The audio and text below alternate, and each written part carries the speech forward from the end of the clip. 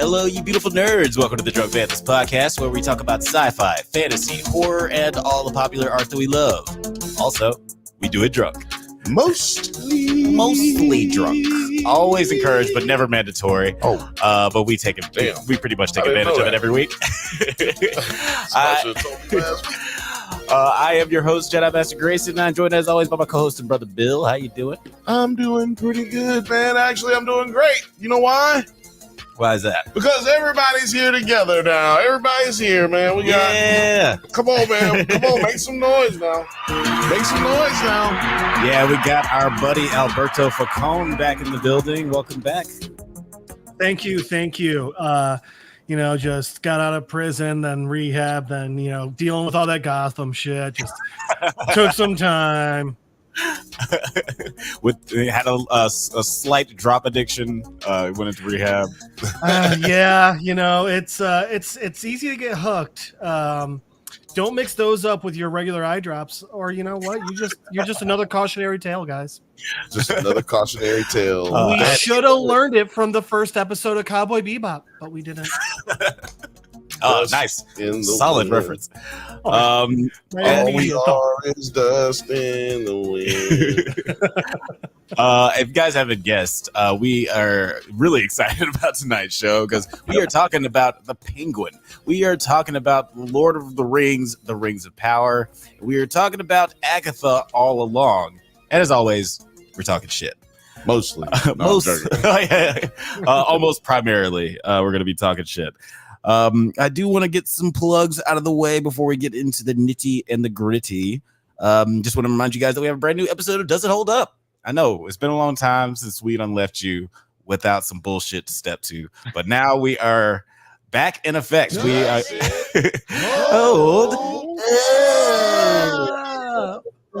we got a new episode where we talk about the 1993 action comedy Surf Ninjas, and if you've ever seen that movie, you know it's a fun time. Also, we kind of cheated because it kind of came out on accident on our YouTube channel before, but who cares? But yeah, this is a really fun time. I know we had a little bit of a hiatus with the Does It Hold Up episodes, but we got a brand new one for you. We're going to be doing a lot of horror films for October as well. Kwansu dudes. Season of the Kwansu dudes. Hey, I need that. Baba Ran. I need that drop. Kwansu dudes. I'm not gonna lie. I spent a lot of time looking for that emblem tie-dye bandana before that episode, and just could not find it. Like a good 3 weeks.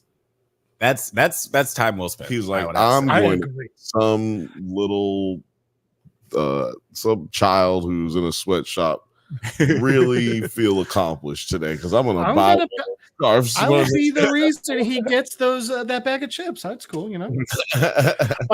Now, while I could not find that, I will say you can find a bunch of different versions of the Three Ninjas masks. Oh, really? Yeah, Etsy everywhere. You know what? That makes a lot of sense. Actually, I would rock a Colts. We should do that this year. Now. We got to find us. Colt was the best one, right? We can all agree. We got to find us I would be Rocky. I don't care, but we got to find us a Tum Tum. Rocky loves Emily. Oh, that's definitely.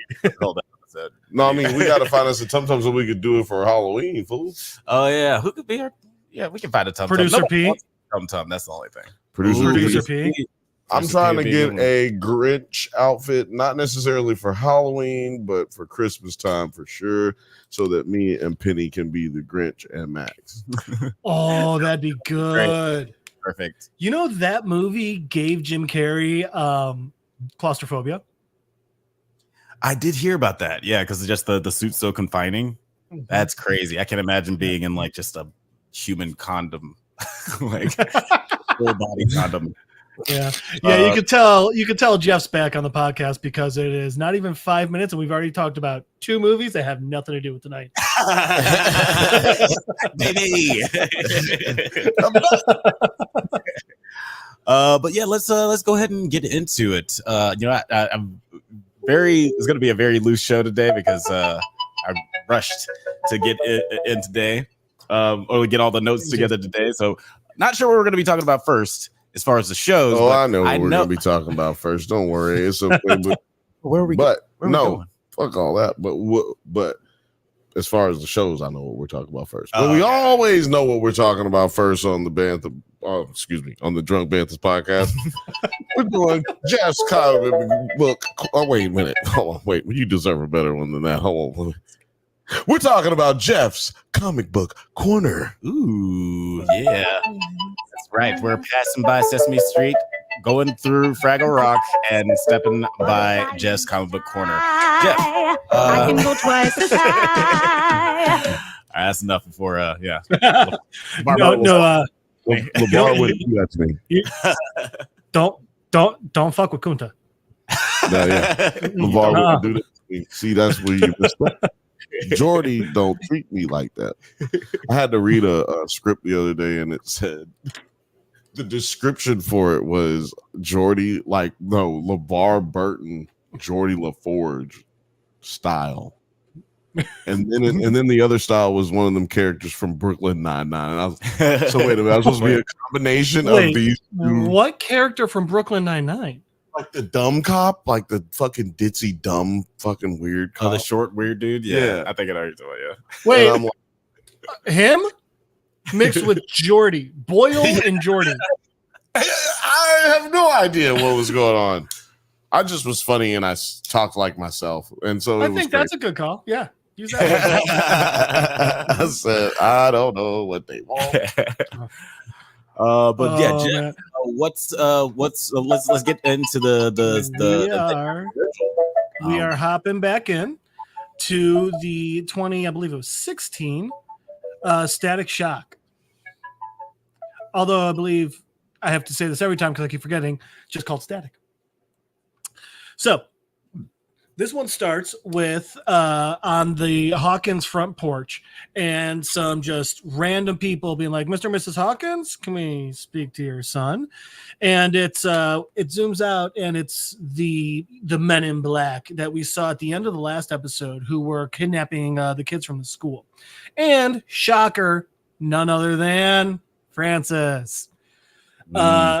Just him standing there in the background while these guys are trying to get these two parents to just like, hey, we're random agents from a random agency. Can you just bring your son to the door? And shockingly, his parents are like, who are you? And like, they're like, and you can tell they're not expecting any pushback. They're like, what do you mean? Excuse me? And his mom just goes, you just said you're an agent. From what? And the guy's like, okay. And like, so he shows her his badge finally. And it turns out these are some guys from the ATF. So now we have the ATF going and looking for bang babies, which a little confusing. I mean, it's alcohol, tobacco, and firearms. These are just people. But anyway, the Hawkins parents are awesome. They are pushing back on it so hard. They're like, no, you don't have any reason to be here. His dad's like, they're like, oh, you misunderstand. We're just trying to figure out like the impact of the Big Bang. And his dad's just like, the only impact here is you guys trying to scare people and people shockingly being afraid of the cops. While his mom is just like, there is no alcohol. My son has no alcohol. My son has no tobacco. And my son has no weapons. So you have no reason to be here. And I was rooting for them. The only part where it gets even better is every once in a while there's little word bubbles because while these agents are standing there talking, all the neighbors are on the front lawn just heckling, being like, what are you doing here? They're good people. He's a good kid. You got no reason to be here. Oh, by the way, the asshole redhead you got with you is a bang bang and set a house on. So like the neighbors are heckling the ATF, which I just love every part of it. So I like that. And yeah, that's what the word bottom right corner, that's what that is. So it keeps going, and unsurprisingly, Francis starts getting all hot under the collar. Literally, starts like bleeding flames because he's so angry. But the lead ATF agent's like, no, it's cool. Calm down. We're not here to do anything. And he's like, he gives him his card. He's like, hey, I mean, like, if you remember anything, or, you know, if you just feel the need to reach out to us, let us know. So his mom just rips it up in front of him. I was like, I'm good. Bye. And I just love that. I just love that his parents are 100%. We get a scene of them like in their living room and they're just talking again. And it's another instance where we get just like some really good family moments of his parents like trying to offer some solutions. Like, hey, you know, we can send you to go live with your aunts. It's probably safer. I mean, there's literal men in black coming for you.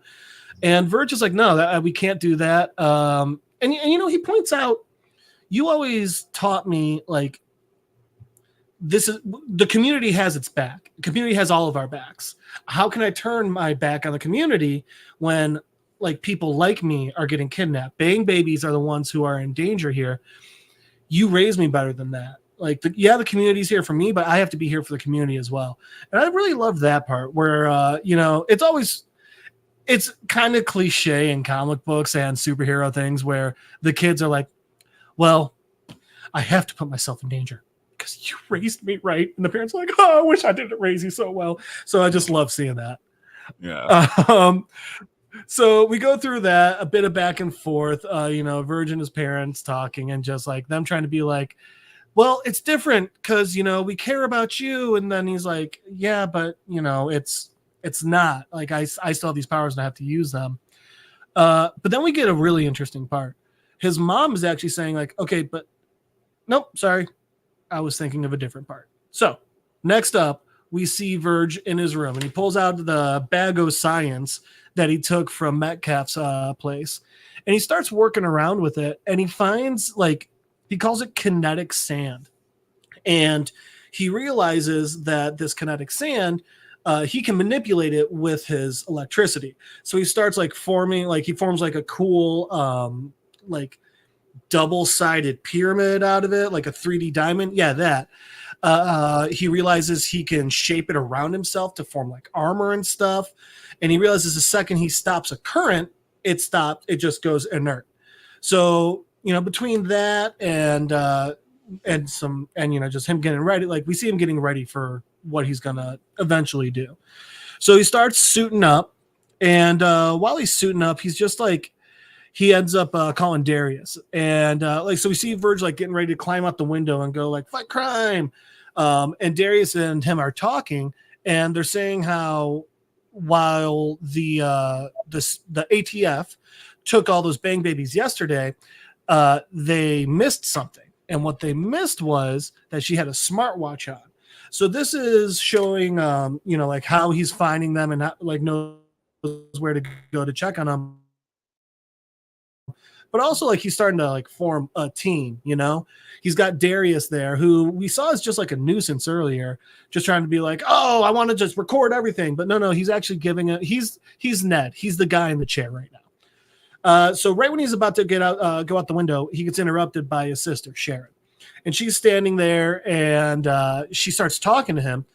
And he's like, it's not what it looks like. She's like, oh, okay, right. You're in clearly a terribly put together superhero costume, but it's not what it looks like. So they get talking. And this is where she points something out. And this was what I was thinking earlier. So his mom, doctor, Sharon, his sister, paramedic.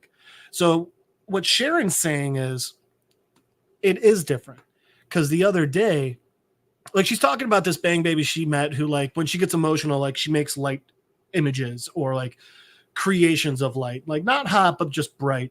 But the important part was she's talking about how the girl was like losing energy really fast, how creating these was really draining her.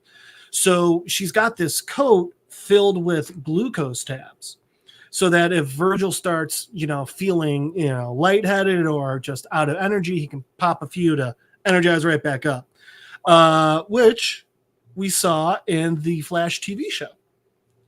Because one of the big issues. Yeah. So, and I think it's the second episode of it. they're trying to figure out why does Barry keep passing out, and Cisco makes an ultra glucose granola bar, and that was actually one of the things in the original 90s Flash show where the Flash would keep passing out because he needs to eat so much. Right. So it makes sense in this, like, oh, hey, you can create lightning, you can create fire, the energy's got to come from somewhere. It's coming from them. So only nerd injection that never really made any sense to me because like he uses the Speed Force. How does metabolism come into play? So that's the interesting part, and the difference between the show and the comics. Barry does not use the Speed Force. Barry creates this. He creates it.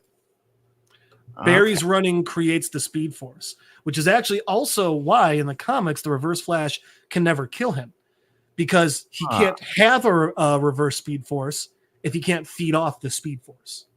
Okay. Yeah. That makes sense. See, all right. Comics are convoluted, but they make way more sense. So you're saying the show's Flash is a bitch? Yes. Okay, that's what I want to make But I'm saying the show's Flash's dad was awesome because he was the 90s Flash. Anyway. Okay, I just wanted to make sure, normally I don't say nothing in Jeff's Yeah, I said it, Grant. Normally I don't say nothing in Jeff's comic book corner, but we got a bunch of people that just jumped on that are watching now, and I was just like, hey, they got to know what time it is on this channel. They got to make sure they know exactly what's going on, what type of time. Talking shit. Shit. So we do. But yeah, go ahead. Yeah, my bad. But so the other point that Sharon brings up, and this part is the important part that I was trying to remember earlier. She points out that like they were on a call, the paramedics, the other day, and while they're on the call, the ambulance gets pulled over, and the men in black grab this girl and yank her out, and they arrest her. So what she's pointing out here is paramedics, cops, fire, all of it in this town, and Dakota, I think they're in again. It's just the 911 number. So while these people should be focused on protecting and saving lives, the cops hear the same call and they take that to go and be cops against minorities. Anyway, moving on. Sorry, we were on mute. No worries. But yeah, no, it was just, I think it's important because it's just saying like, hey, the cops heard the exact same call, knew this girl, one, was no danger and needed help, and on the way to the hospital, pulled over the ambulance and took her out. Like, that was just insane. Right? So anyway, then, and so she gives Verge the code, the glucose pills, gives him a hug, like, I love you, and he flies off. So he's flying off, and he goes to this big shady building on the edge of town, drops in on Darius and freaks him out, which was just hilarious because Darius is actually like sitting there talking shit, and then Verge drops in. Hilarious Darius. Like, he's literally just like, man, you're gonna tell me to come out here, you're gonna fucking stand up. Oh, it's so funny. Let's trick Darius, let's make him wait forever, and then just drops it. This is the next panel. It's awesome.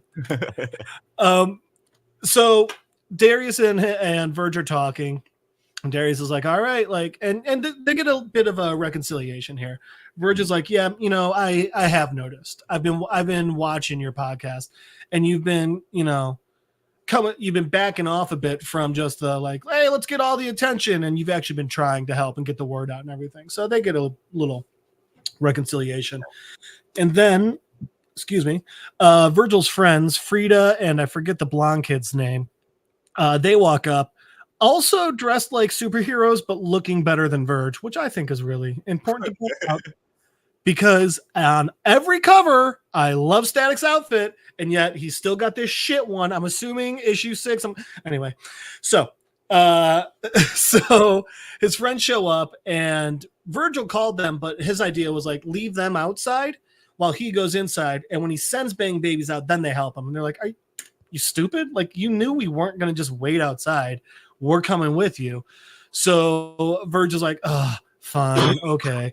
And so he ends up staticking everything. and everyone starts flying in with him, and they're all on different shit. Like, Verge is just like flying on his own. He's got his, like manhole cover for Darius, a stop sign for Frida, and evidently just like a plastic garbage can lid for the blonde boy whose name I keep forgetting. Evidently plastic response to static electricity as well, because why not? Because why not? Blonde boy is good for me. You're right. Honestly. They do. You're right. They do have much better costumes than he does. Right? Surprisingly, especially Frida, who her costume is just like a face mask, a baseball jersey, and a bat. But like, that's dope. Anyway, so yeah, I feel like her superhero name should be Homegirl. Oh, I like it. It's fitting. It's working. That's right. Her name for me was. What's her name? Frida. I'm saying that was her name for me. But I mean, hey, all DC execs who are listening to this, feel free to write us. Like, it's going to be like a finder's fee for the name, but we'll give you it. It's cool. Anyway, back to this. So they show up. Verge fries the cameras. Then he takes out the electricity of the whole building, and then stormtroopers come out and start shooting at him. Again, Verge is like, he's getting really good with his powers. They're shooting bullets, but he can basically Magneto bullets. They're made of metal, and he's got electric powers.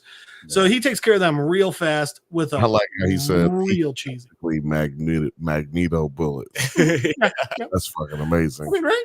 Magneto as a verb works nice. Like I said, this is the type of I feel, baby. You know what I'm saying? I love it. Worked. Yeah. Oh God, what's that one lame X-Men? Cypher? Yeah, I really ciphered that Magneto verb. Anyway. So Verge takes them and throws them in like the cheesiest line ever. He's like, hey, what day is it? Thursday? You know what that means. Tomorrow's garbage day. And then throws them in a dumpster. It's like, dude. Oh my gosh. Oh, Virgil. Maybe just keep your mouth shut for a little bit. Yeah. It is not working. He's not a master of his skills yet. And that includes the one-liners. No. He's no Terry McGinnis. I am sorry. Oh, the greats. That was Beyond the cartoon was out at the same time as Static cartoon, right? Yeah, around the same time. That's where my mind went. Oh no, they were definitely had an episode together, didn't they, or something like that? Yeah, I thought that was with Justice League Unlimited. Yeah, there was a Justice League episode. That's what it was. So anyway, so Verge is like, all right, I beat him, and then gets knocked out of the sky, and they're like, oh God, who could that have been? And then shock, it's Francis. Of course it is. Only other. It's always Francis. It's always Francis. But I gotta say again, and I've said it multiple times with this series, I love the artwork on this. Yeah. Like, I hate Francis, but he looks awesome in that picture. Yeah, that design is really, really awesome. And like the other thing that you're talking about where it's like he's literally like sweating flames or whatever. Because he's like that kind of imagery is really dope. I love it. Because what is this hoodie made of? Well, that's actually the sad part. Francis didn't survive the rest of the series. That was made of just straight up oh God, what's it called? It's in the ceilings. It starts with an A. Poison everyone. It's just straight asbestos. And R.I.P. Francis's family. They've currently got a lawsuit against the manufacturer. We just hope they can get made whole again. So anyway, so Francis and Verge start fighting, and we get some more really cool images. Again, just like I said, I can't get over the artwork, especially when they have statics, electricity going versus Francis's shit fire. I just say shit fire because I always think electricity is a way cooler power. Personally, my grandfather used to say that we just see shit fire, shit fire, and saving matches. Jesus Christ, how spicy do you guys make the barbecues? I mean, you'd at least eventually get used to it, but I still have no idea what the fuck that means. Come on down to Bird and Butthole Barbecue. Oh man. I'm going to come back to that in a second. This is why we don't interrupt. I'm going back. Oh, no. Going off topic real quick. Did you guys, I don't know if you guys heard of it, but during COVID, when people couldn't taste, they were like, oh, I'll eat the spiciest stuff ever. Forgetting that their beeholes were just as sensitive to spice. It's like I could still feel it coming up my head. I thought that was one of the funniest, most like America things I've ever heard of. Oh, that's insane. And that was in the news. Right? Episode so we keep getting they're fighting again, and Virgil seems like way more in control than he was before. He's faster, he's slipping Francis's punches and stuff, and like he's like lightning kicking him and shit. He's like, oh, too slow, Francis. And then Francis is like, don't think so, and lets out a huge attack. And then Virgil's like, oh no, and like you could see his energy's down. And then Francis just like point blank fire blast Virgil straight in the face. And that's the end of the issue. I'm gonna get some sounds for these parts of the comics, like where there's like action and shit. I'm gonna get some like I'm not gonna lie. If you go old school Adam West Batman, pow, yeah, that's what I'm talking about. I'm in. We could turn this into like a radio drama, like The Shadow or some shit. You know what though? That's exactly what I thought about. Remember that show on the Tom Joyner morning show? Oh yeah, it was called War of the Roses. I forget what it was called. Damn, I can't remember what it was called. But they had y'all. If you're old enough, say something in the comments. Yeah, remember that Tom Joyner morning show? They had the morning. They had the little. What was it? Every Friday, they had the soap opera that was on the radio, and they had all the old school Foley in it. Yeah. So you hear motherfuckers. So weird. It was such a weird time, dude. I love. Hey, how's it going? Like, I think those, if they're done well, I think they're so cool. Oh man, this one was done well, bro. Yeah. You would have loved it. Yeah, I wanted to get one going for a while. Of Animorphs and Everworld, if you guys remember those books. Yeah, I remember Animorphs, not Everworld. So Everworld was the same author, and it was 4 kids in Evanston, Illinois.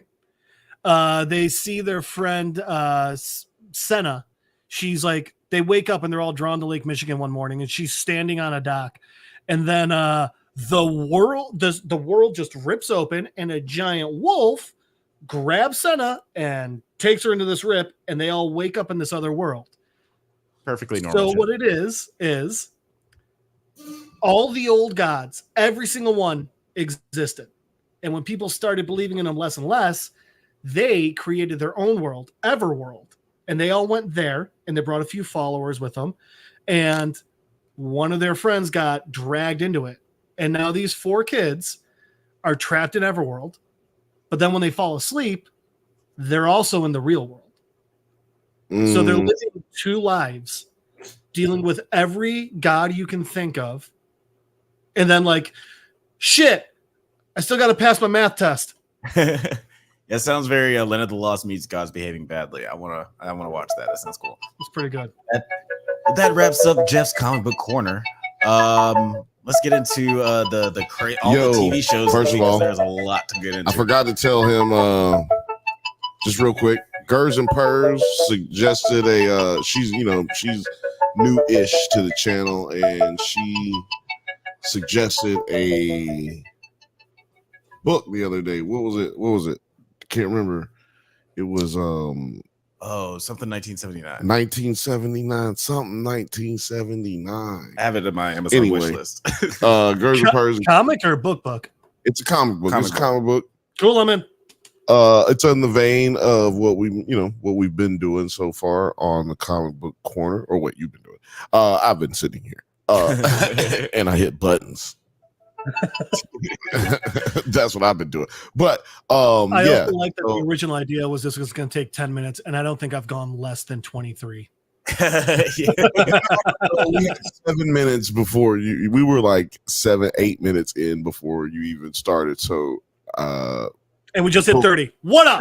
Boom, right there. I 23. was like, you see me waiting, looking at it. I was like, it is right there. Okay. But yeah, I don't have any music for this next song. I mean, this next show that we're going to talk about. You said you knew what we were going to be talking about first. Which one did you want to get into? We're going to be talking about Agatha All Along. I was hoping you were going to say that. Why? Yes, because you have a song for it? You have a drop? I don't have a drop. Nah. That song is a banger. Just play the opening where she's just humming along.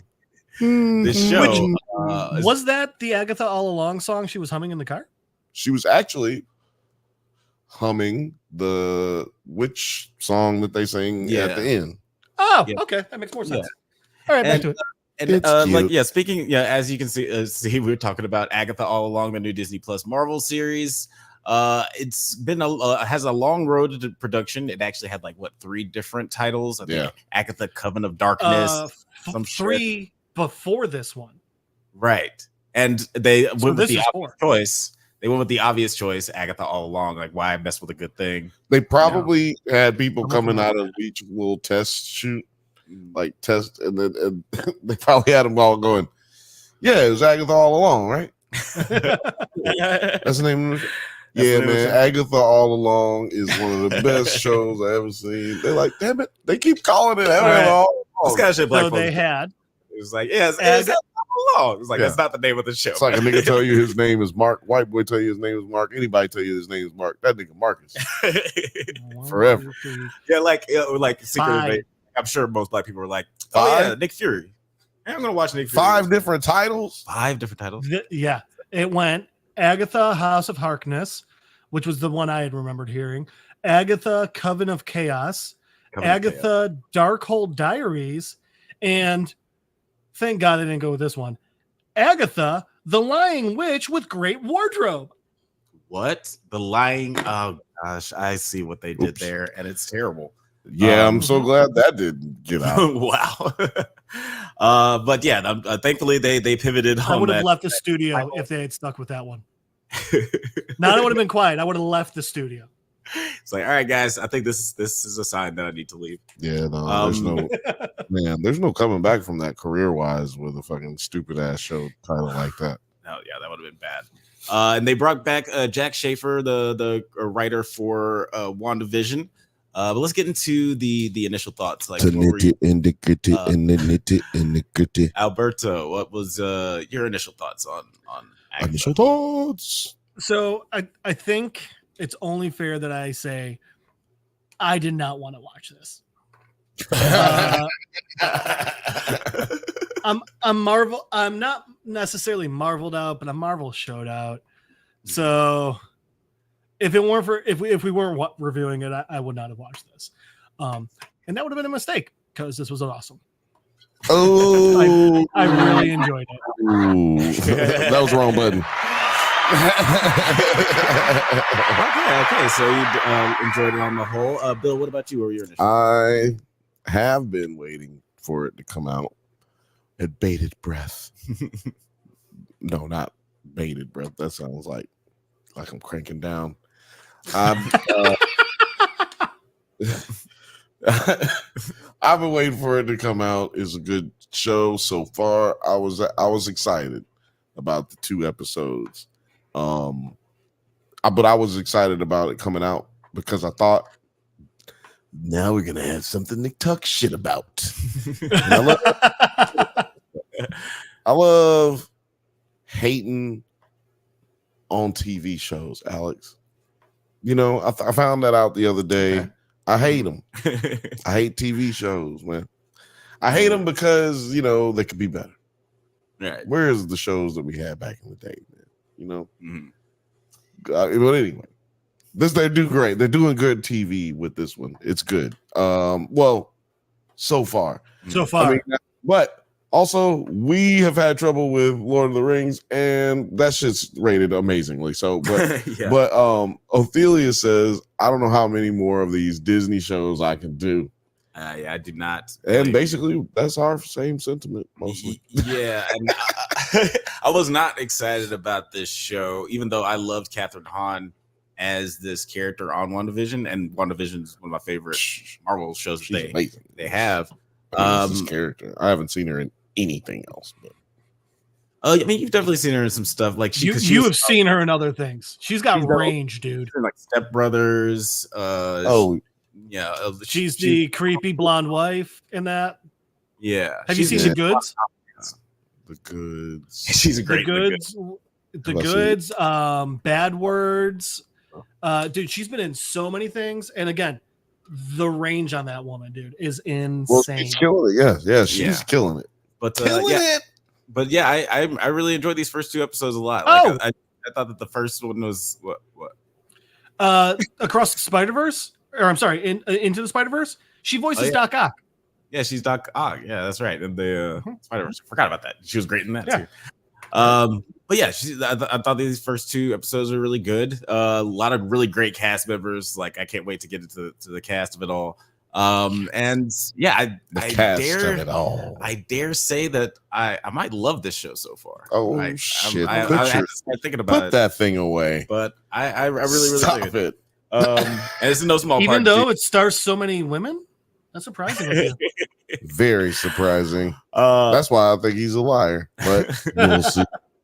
But yeah, let's get into what happens in the episode. In a crime noir television series titled Agnes of Westview, Agnes O'Connor is a police detective in Westview fixated on Jane Doe murder case. Now, I thought this was a really clever way of opening this, and like very much Mayor of Easttown. And even though it doesn't have a narrative reason why it's connected to specifically TV shows like WandaVision is, it's still fun. I don't give a fuck. It's still great. I don't give a fuck. Were you digging this opening, Jeff, with like the Mayor of Easttown references? I was. My only question to you guys is, how long until you guys figured out she's just stuck in another show? No, I knew it immediately, but only because I already knew that's how the show was going to start. That's the only reason. Okay. I mean, so I wasn't sure if it was going to be that, or if it was like, oh, is this what she did with her life after she lost her powers? Yeah, like it took me a second, but like honestly, with all of the fanfare of it, like basically like the Agnes of Westview title card and everything like that I was like, okay. I knew before that. Yeah. It's like, this is definitely a show. But yeah, like it could have very easily been just like, oh, this is what her life is now. Especially how well it's shot. Like it's kind of incredibly well shot. Like it looks like an HBO prestige drama, which I don't know. I don't know why none of these other Disney Plus shows have managed to look this good. It seems. I thought it was a good way of starting it, and I thought it was just a fun way. Here's what it was. It engaged me right away, while not like rehashing. Hey, this is what WandaVision was. Like they were able to engage me without having to repeat themselves, and that's not always easy for a spin-off show. It's actually really fucking hard, and I think that they did a good job. Like they also did, and no spoiler alert, the Penguin. They're shooting these shows, and they're writing so far these shows like a television show instead of trying to make a movie and break it up into 6 episodes. Yeah. I don't know exactly how many episodes we're supposed to get of this show, but hopefully it's somewhere in that neighborhood of 8 to 10, but I'm probably not. So you're saying this one's 8 to 10 or Penguin? I was like, I hope that this one is like 8 to 10. How about this? It's gonna be 6. 9. Probably gonna be 6. It's 9. It's 9. Hey, look, so somebody actually wrote a TV show. Look, this is probably gonna be a great motherfucking show. Yeah, I do like how it's paced so far too, because like the second episode, we'll get into it a little bit later, but it is a little slower. It is very much a you son of a bitch, I'm in kind of episode. Son of a bitch, I'm in. But it's good, and I think that's it's helped by having these 2 episodes come out at the same time, because I thought that the first episode was great, and the second episode feels a little like, okay, we're introducing a lot of these characters, we're doing a lot of exposition, but I don't feel like it was a waste of time because we got a lot in that first episode. There was no sex position, which is what I was upset about. Where is my sex position? But we did have Catherine Hahn nude, which was one, her call, and two, they had to get permission from Kevin Feige. Oh, really? Oh, yeah. Well, yeah, I'm sure. And evidently he was like, yeah, I didn't think of that, but yeah, go right ahead. Okay, I heard somebody earlier saying that they was like cheeks. I don't remember seeing cheeks. When she walks up to her neighbor and he's like, hey, those are your titties. I'm looking anywhere but at you. The second she turns around to walk away, you get cheeks real quick. Just cheeks real quick. Cheeks. She's got good cheeks. Band name in high school. Cheeks real quick was my stripper name when I graduated from high school. Fun fact, that was just the name I was born with. I had to switch it to Jeff. Yeah, this is the name I used to use. They were not expecting a lot of me when I was born, guys. But yeah, then later on in the episode, what happens? We see hold on. First of all, we gotta appreciate cheeks in a Disney show. Let's just go ahead and give that up real quick to God. Yeah. Thank you, Catherine. Thank you, Catherine. Thank you. What's his name? Bob Iger. Here's an especially interesting thing though. It's TV 14, which don't get me wrong, I don't think cheeks should make it R, or MA, but like a little surprising that Disney for like, hey, teenagers can watch this. We're like, all right, here's a butt. What? Yeah. Well, what is you can't smoke a cigarette, but we can show a butt. Is there anything between 14 and MD or MA rather? Well, we did PhD. I'm sure that the argument was made if Catherine, knows her Marvel butt history. Is it NC-17? Is that between 14 and? No, that's movies. That's for movies. I don't know. I think it's maybe 17. I don't know. Or TV 17. But if Catherine Hahn knows her Marvel butt history, she could have brought up the fact that Thor showed his naked butt in the movie, and that was PG-13. So it's like there's precedent. You're not gonna let me show my butt because I'm a woman. That's sexist. TVY Y7 Y7. Wait, no. What? TVY Y7 TVG PG-14 MA. Okay. Yeah. That's a lot of ratings.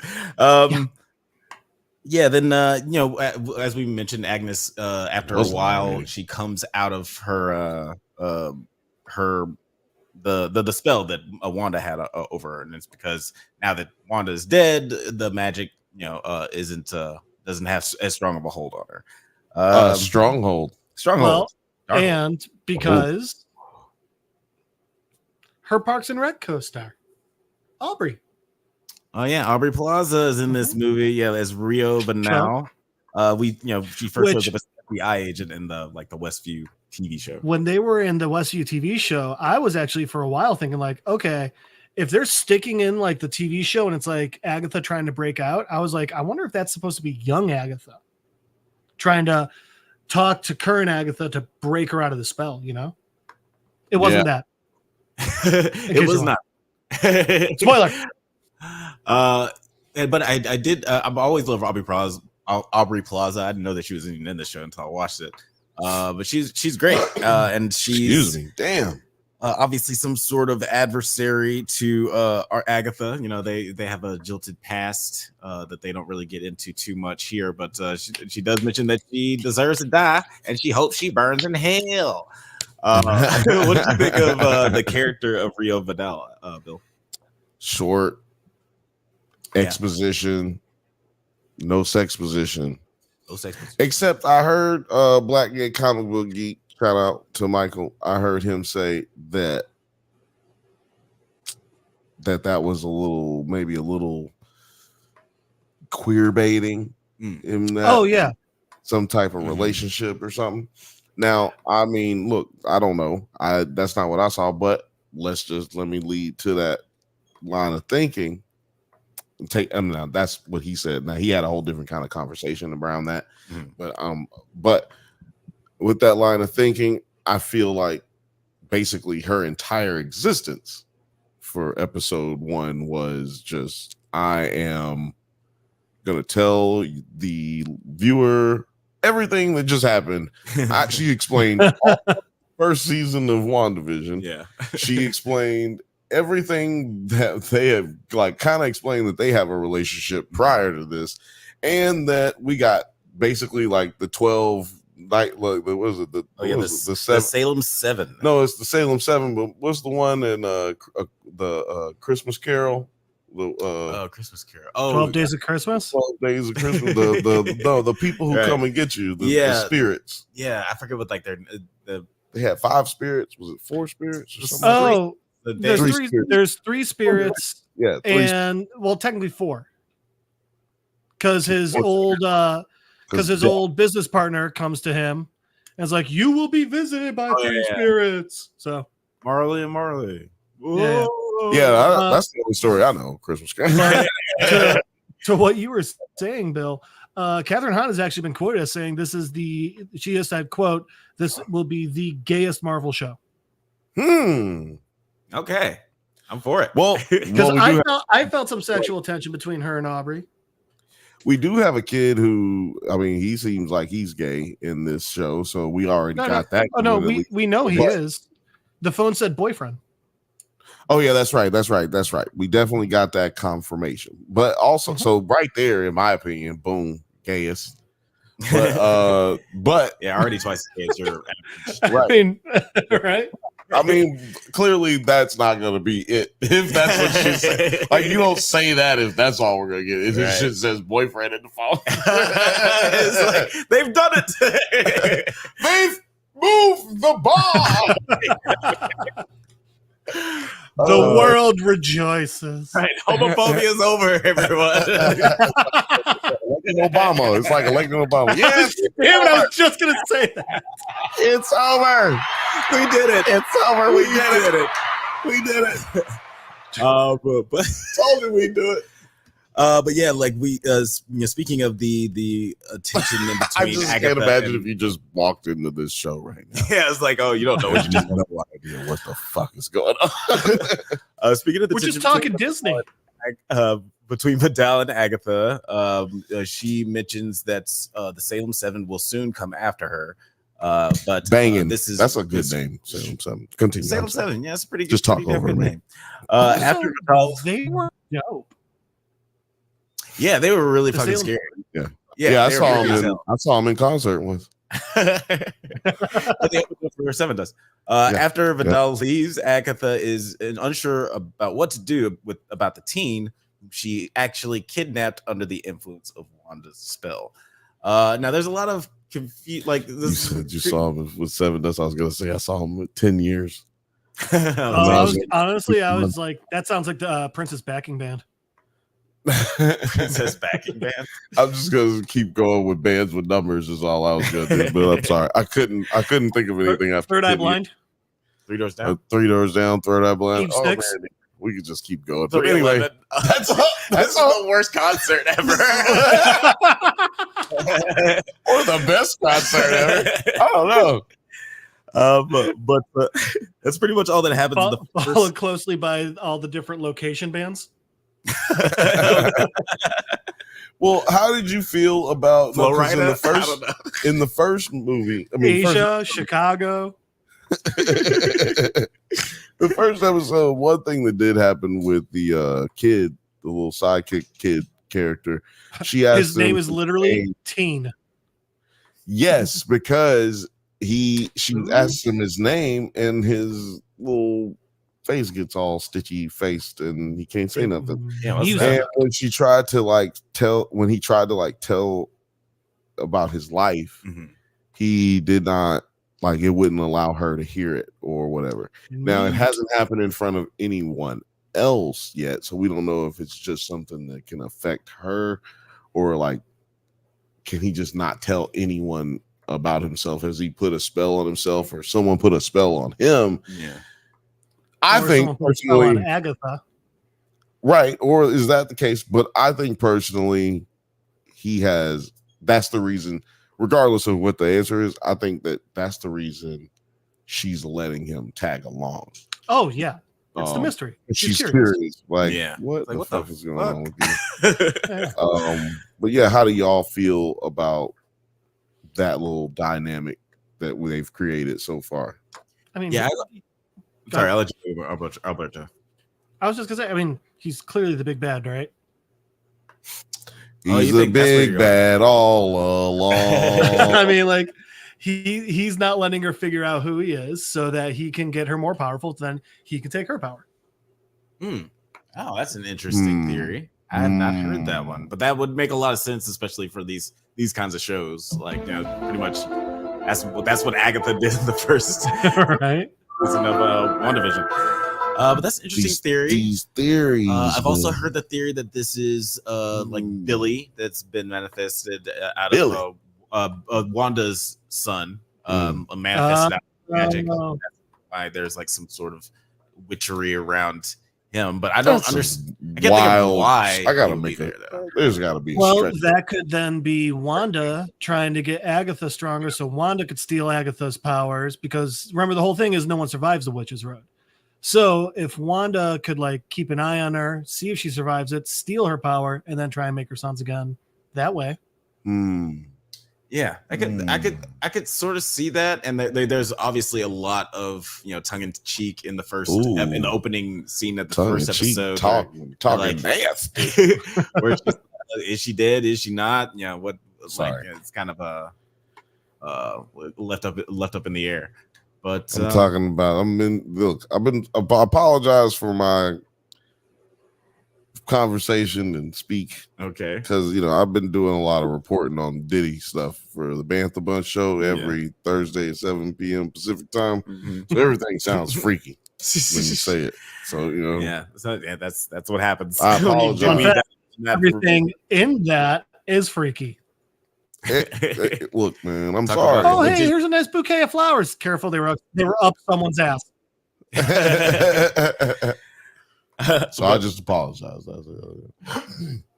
But yeah, let's get into the second episode. Zone with Fate, unlock thy hidden gate. The team reveals he freed Agatha from the spell and wishes to travel the Witch's Road, which rewards any witch who survives its trials with what they desire most. In Agatha's case, the restoration of her powers. And I did like this, this murderer's row of great actresses. Bro, right? Oh, nice. Nice job. But I did like all of this was like super creepy and cool. Just the idea of the Witch's Road, and I'm excited to see this Witch's Road. It's probably gonna be so fucking weird.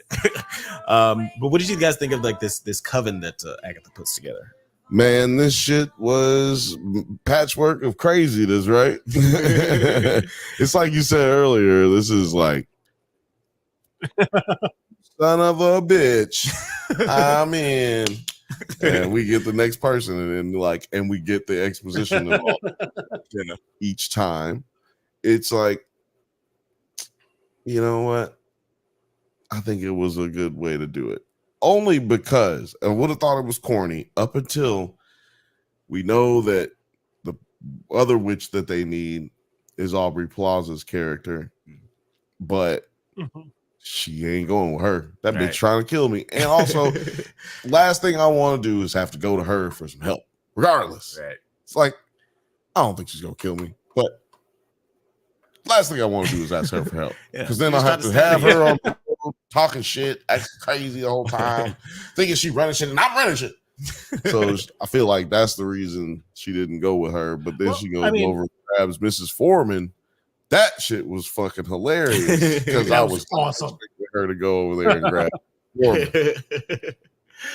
Yeah, this show is gearing up to so be great. like nominated for best comedy for the Drunkies next year. It's going definitely comedy. Wait a minute, on that, do we do TV series or movies? We separate them and movies, yeah. Yeah, it's gonna be a good one. I'm working on a host, y'all. I'm working on trying to find it might be me again this year, so just get what you get. But Hey, I'm working we on already it. mentioned she's got range. I say you reach out to Catherine Hahn.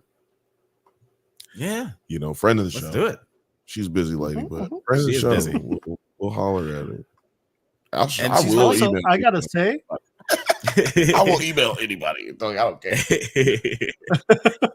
Miss 100% of Also- shots you don't exactly. Wayne Gretzky, Michael Scott. Yeah.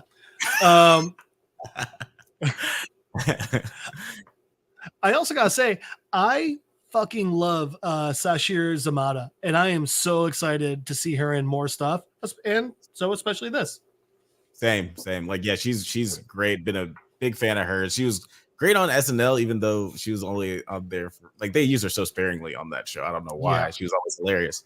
I know her more from her podcast. Honestly, she has a podcast with Nicole Byer, and that shit's hilarious. But I yeah, know her from the show Home Economics with Topher Grace. Oh, okay. I've heard of that show. I heard it's good. It went 3 seasons, and she was awesome on it. So is that y'all's favorite witch? Is that what y'all saying? She's my favorite. She's the actress I was most excited about. I mean, it was good seeing Deborah Jo. I forget the actress's name. Mrs. Foreman. It was cool seeing her Rupp too. But I'm mostly Deborah Jo Rupp. Deborah Jo Rupp. Yes, thank you. But yeah, and I'm excited to see Deborah Jo Rupp. It's Miss Foreman. Mrs. Foreman. Kitty.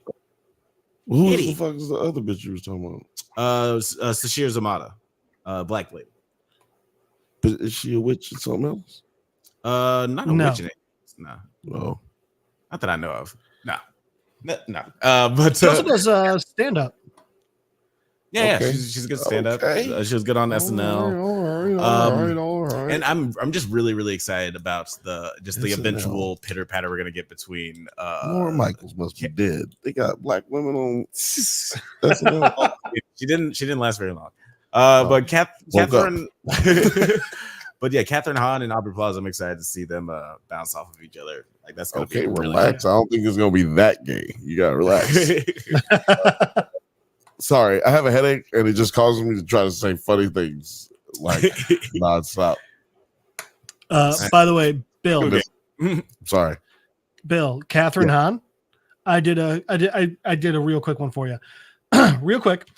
Bad Moms, The Do-Over, The Visit, Parks and Rec, This Is Where I Leave You, We're the Millers, Wanderlust, Our Idiot Brother, Anchorman, Win a Date with Tad Hamilton, How to Lose a Guy in 10 Days. You've seen her in other stuff.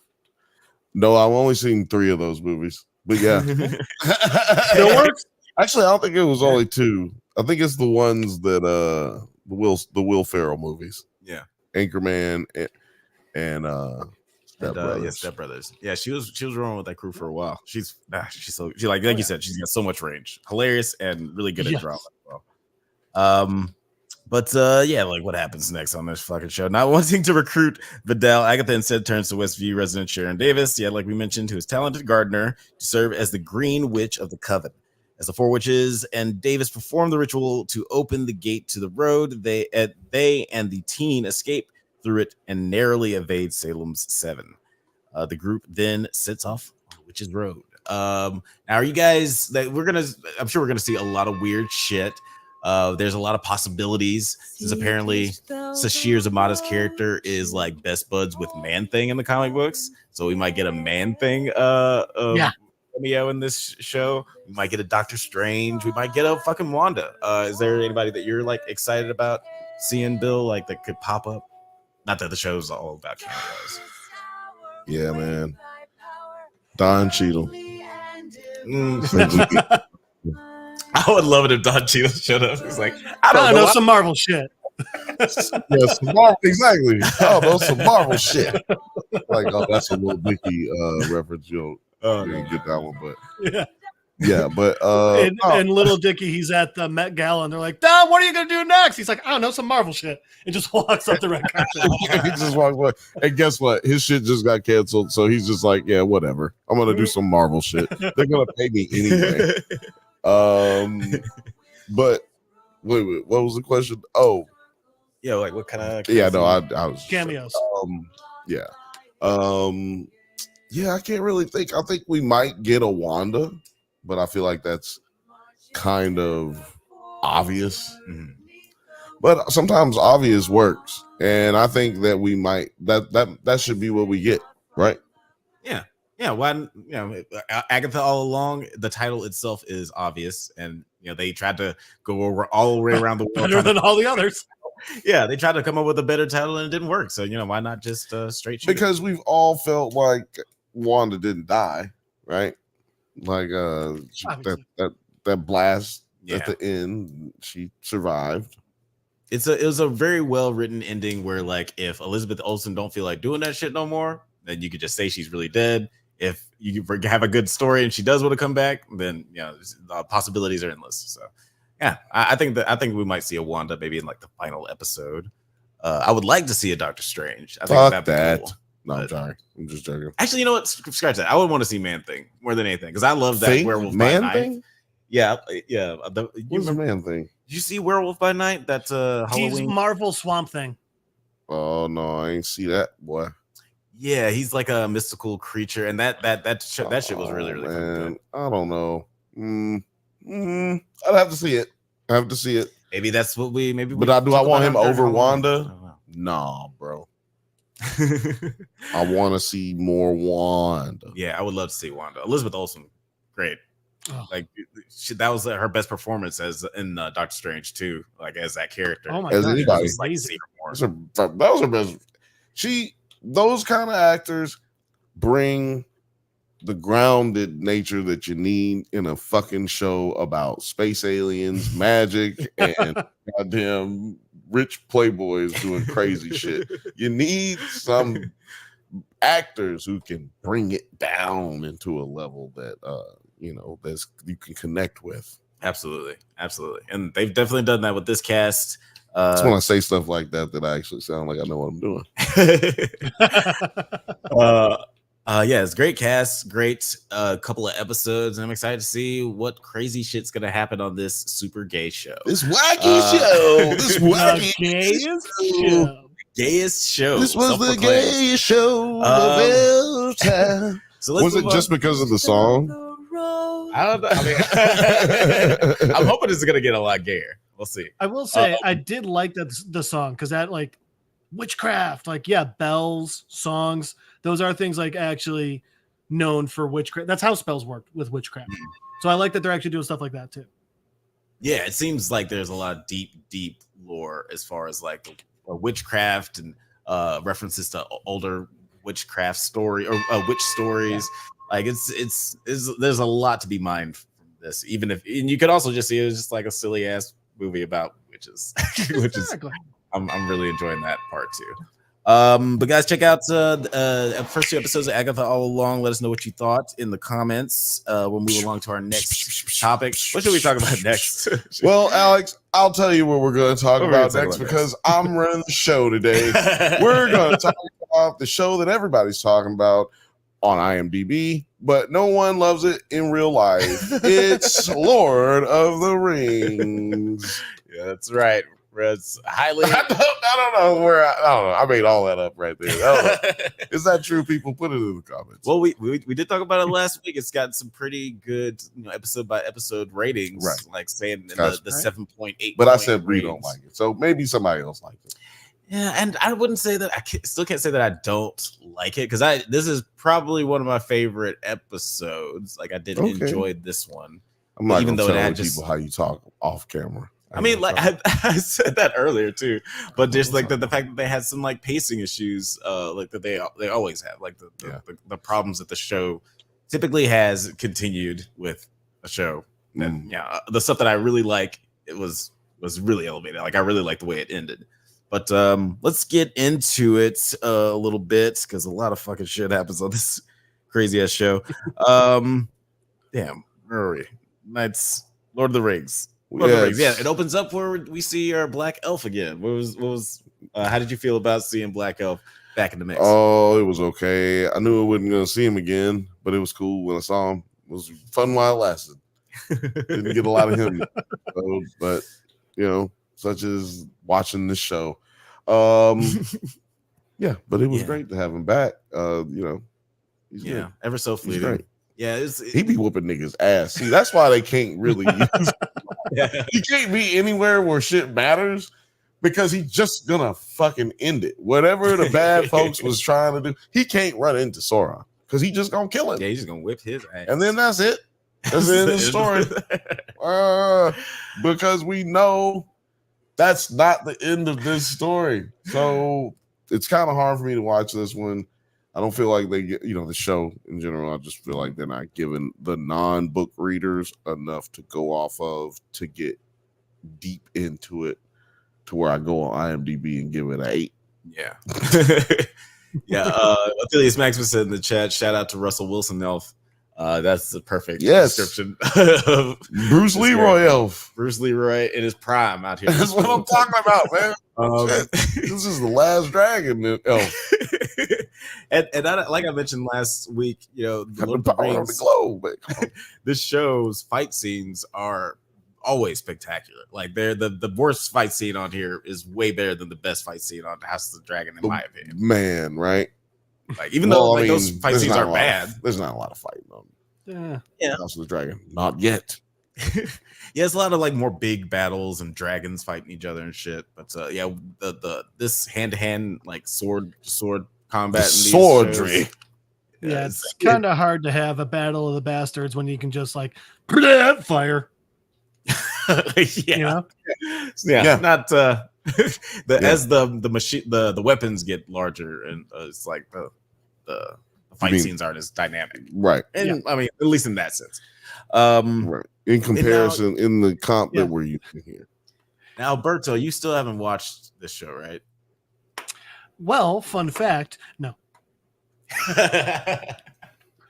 Are you getting any closer? As our mediocre honestly response to it, making you feel like had I not just been dealing with all that car crap this last week, I would have. But then today I was like, all right, I can finish Penguin and Agatha, or I can start Rings of Power. I think I made the right choice. Yeah, I think you did too. There's only so many hours in the day. Well, let me just tell you something. The power of Agatha is going to overtake whatever Amazon's got going on the next month, because Penguin already has. I'm just talking about the buzz, the juice, the love, the fanfare. You know what I mean? The fanfare. Don't make me do that. No. Look, I don't want to get started. I don't know. I'm still really excited for the Yakuza show. So about a month out. That's right. Yeah. No. Look. So this show. I just realized it the other day. Well, first of all, just to your point about the fight scenes, we need more of that. This show would be 10 times better if it just had more fight scenes. I know it's about Mordor and it's about what's his name? Gandalf. Gandhi. All that shit. But we could get a little bit, and we didn't get any, or I don't remember. Did we get any of the Dark Wizard this episode? No Dark Wizard this episode. They just talked about him a little bit. Yeah, so we don't even know. I don't know. I feel like there's too many characters. Yeah, and if it's not that it's too many characters, well, we said this last week. I think too many characters trying to address all of them in one episode instead of doing like Game of Thrones, when you just go 2 episodes without seeing a whole group of characters who all are part of the main story. Yeah, that they were very masterful at splitting different things up. Sometimes you wouldn't see Jon Snow for 2 episodes. Sometimes they'll have a whole episode where it's just Jon Snow. They just did what the story allowed, or what the story needed. And this show, they try to stuff too much stuff. Try to stuff too much stuff into one episode. Where just by the end, so eloquent. Fuck, I know, right? I know adjectives. But yeah, it's just a lot. I promise no other words. What's going on in the chat? Fresh News 247 said over mob Batman stories, laughing my ass off. Did you boys catch from season 3? Great show. no one gives a fuck about. What is that from show? season 3? Oh, you know what? I heard about that show. I think it's Amazon. Oh shit! The black dude from fucking Oz. Everything. Yeah, he's from like everything. From I thought that was the black dude. Harold Perrineau. Pretty sure I fucked up the last name. Yeah, no, that's August Augustus. I mean, like the guy who played Augustus in whatever in Oz. Yeah. That's his, and his daughter is the star in Chaos on Netflix. Oh, really? Oh, son of a bitch. And she was the one in West. She was on Westworld. Yeah, last season of Westworld. Oh yeah, Westworld. Yeah. Oh, yeah, that's right. Yeah, I haven't watched that. I was very interested in it, and then I saw season 3. I was like, I don't want to have to catch up. Same. Just saw it today. But you know what? Maybe Alex will do a review on it if we catch up, or maybe we'll just talk about it on the Bantha Bunch one day, 7 p.m. Pacific time. You know, every Thursday, 7 p.m. Pacific time. Athelia said, "Nah, I prefer it this way." To be honest, I'm assuming he's talking about the pacing of the show, like how they split up all the characters. He's talking about He's saying he want them characters. Show me the money. Show me what the fuck they doing. Don't got me, get me. Don't got me, get me. Yeah, no, and there's definitely a lot going on this episode. We go for the Galadriel and Adar. Ooh, and nice. Great pronunciation. I couldn't do that. And Sauron posing as Anatar offers to take care. No, that's not what I'm going to want to talk about. Outside of the city, Adar tells Galadriel that Morgoth's crown was able to destroy Sauron's previous physical form. He believes that together, the crown and the elven rings of power could destroy Sauron for good. Now, what did you think of this like possible alliance? Did you ever think that this was going to actually work out? Galadriel? Did you ever think that this was even? Did you think this shit was really going to happen? Adar and Galadriel, match made in heaven, or? Man, Galadriel is stupid as hell. That's what I've come to realize. Like, at first, she wasn't dumb, right? Like last season. Did you see last season, Jeff? Okay, no, I'm just curious because she seemed straight last season. She seemed like she was the one. She was Neo last season. But then she got duped. And ever since she's been duped, she's just the dumbest character on the show. She's doing everything what's his name? Sauron. They're doing everything that Sauron wants them to do. And I just don't understand how that, like, I don't know, man. I know that that's what's supposed to happen, but it just doesn't make me want to root for them in any kind of way. I don't know how they're supposed to make that happen with the story that they have, but I don't know. Like, yeah, the dwarfs, I be with their story. I be on it with their story. Yeah, the doors are dope. Let's actually talk about them a little bit because we do jump back and forth. Yeah, let's get into Durin and his daddy. What is Durin and his daddy been doing? Alex? Well, they've been doing a lot.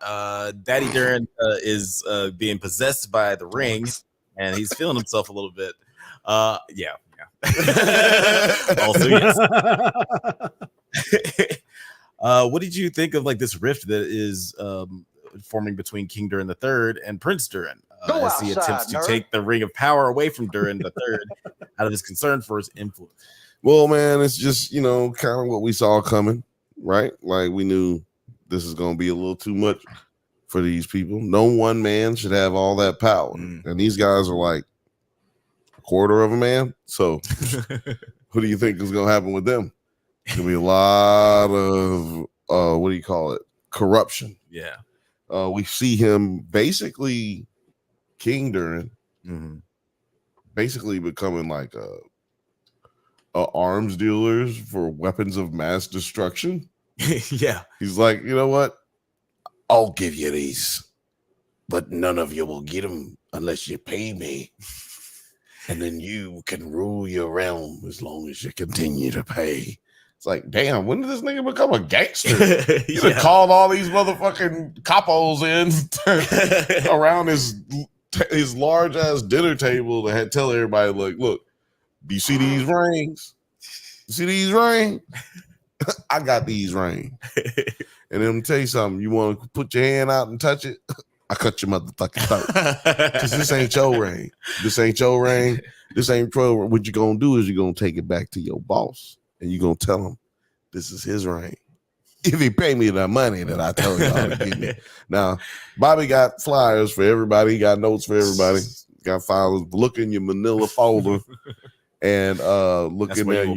That's where you put the money. And make sure it's tape on it when you close it. This dude turned into like Marlo from The Wire all of a sudden, like out of nowhere. I love that turn. Like to your point, like showing the corruption of the rings is a lot more interesting than like showing Galadriel just trying to like futilely fight against what Sauron's plans are. And it didn't waste no time. Now, so that's another thing that we should point out for the people who really actually come here for some real analysis. One thing that we should really point out is that the elves put on the ring and they didn't have, it's not like immediate corruption. Right. They are slowly being corrupted by it. They're trying to justify using it for the positive reasons that they can, but still accomplishing the goals that Sauron wants them to accomplish, right? But like he's still getting to what he wants out of what they think they want. And then when you gave it to the dwarves, that shit started kicking in basically like immediately. Like, well, that nigga did something with it really, and it helped him. He's like, nigga, I'm the shit. What? He was on it. And then so he's ripping phone books in half. He's like, I can do anything. Do anything I want. Yes, they have phone books. Trying to kill my father. He just loses, you know what I'm saying? Yeah. And so it, you know, basically it immediately corrupted his ass.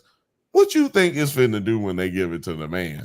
Oh, man, put that damn thing on board. It's gonna be over. He gonna start killing people immediately. Immediately. It's like for no reason. It's like, oh shit, I guess I should have come up with a reason for that first. It's probably beneficial. Who do you think is gonna get one first? A lot of men on this show. Who do you think will get one first? A lot of men. I think historically, like your boy who's in love with the Black Queen. Oh, isn't he the no? It's his son that like defeats Sauron later on, right? And took the ring. Yeah, and took the ring. That was corrupted by it. So not him. God damn it. This nigga's trying to guess for real. He's like, so the one nigga I know who he is, but I can't remember who he is, but I know who he is because I know what he did. Him. Yeah, he won't have it. It's probably not gonna be him. Yeah, probably not gonna be that. So many goddamn characters on here. But yeah, that's a good question. It could be a multitude of different characters, and we're seeing like corruption from these mystical forces already corrupting the new king temporarily of Numenor, as he tried to basically usurp it from Alberto Falcone Queen was the Cynthia, new boss for a while, but it didn't work out for him. Did not work out. The water had spoke, and what did you think of that scene? Him staring into the ball. Well, actually, before the staring into the ball scene, just the her basically reclaiming her rightful place as the queen, and I guess the sea spoke. the sea chose her. She became the queen again. Yeah, because like they did the whole water thing. Like it's like if you drown in the water, you die. It was like some old school dog. Because I can't remember. Fell asleep or something. I don't know what the fuck you're talking about. Actually, that's wild. I don't even have that part in my notes, but there's a part where they're gonna execute her boyfriend, basically, who's like riding for her, and then she like intervened. They did some sort of like water shit, and it was like some old school witch shit. Actually, it's like if you drown, then that means you're not the queen. but if the water spits you out, that means like you're cool. Dude, and then I fell asleep, I guess, because I don't remember any of this. Yeah, No wonder this was a better episode than you thought. Yeah, it was pretty rad. And I was to be fair, I was watching this on my phone while I was driving home. Well, today. see, I can't do that because I got the way my shit's set up. It won't let me set it up there. Yeah. Yeah. I mean, it's not safe for you to do it the way I did it either. But I did like that scene where she became queen again. And yeah, then afterwards you see old buddy holding on to the orb. And is that the Eye of Saruman or whatever? No, it's an elven orb that orc, not orc, but it's an orb. Like what do they call it when it's a big? Anyway. I was like, there's a word. There is a word for it. I thought it was an orc, but they got orcs. So is it an orc? Anyway, they got the big ball that shows them the future, the possibilities of your future. And he, being that he said that this is the reason that they got to lock up the queen because she uses elven technology. Now he in there using it. It's like you found somebody watching porn and they got caught and they was like, you watch porn. And then they could go back home and start fapping it. It's like, what the fuck is this shit, man? You would called me out for watching porn. People think I'm weird. And now you gonna go home and watch some real weird stuff and just start fapping it. Like, man, you don't judge me. Fifth Bantha says the orb is like crystal ball. It was in the movies too, I think. And also just clarify the terrible explanation that I tried to make of that scene. Fifth Bantha said, when the fish spit her out, she had been judged by their old gods as innocent, and she is the queen. So, and Peleus Maximus says, well, that was specific. We try to keep it specific on this show. It's all about specificity. It's all here, about nothing else. Painting a picture. But yeah, then what else happens later on? Yeah, we checking back in with Galadriel. She realizes that Sauron had lured Adar's army to Aragon because he does not have his own, and he's like, why not take yours? Adar don't fucking fight somebody. You got no army. You got no army, son. Like he said, mine's right on the way. Don't you worry. Adar ignores her and begins the siege of Eregion. But Celebrimbor hears the siege alarm and investigates. Sauron creates an illusion which convinces Celebrimbor that all is well, and the smith returns to making the rings of power for men. I thought that ending was pretty dope. It lasted a little bit too long. I felt like it was paced weird, where they just like were a little bit too much slow-mo walking around. But I love the idea of like him just painting this shroud over Celebrimbor, and he just walks out.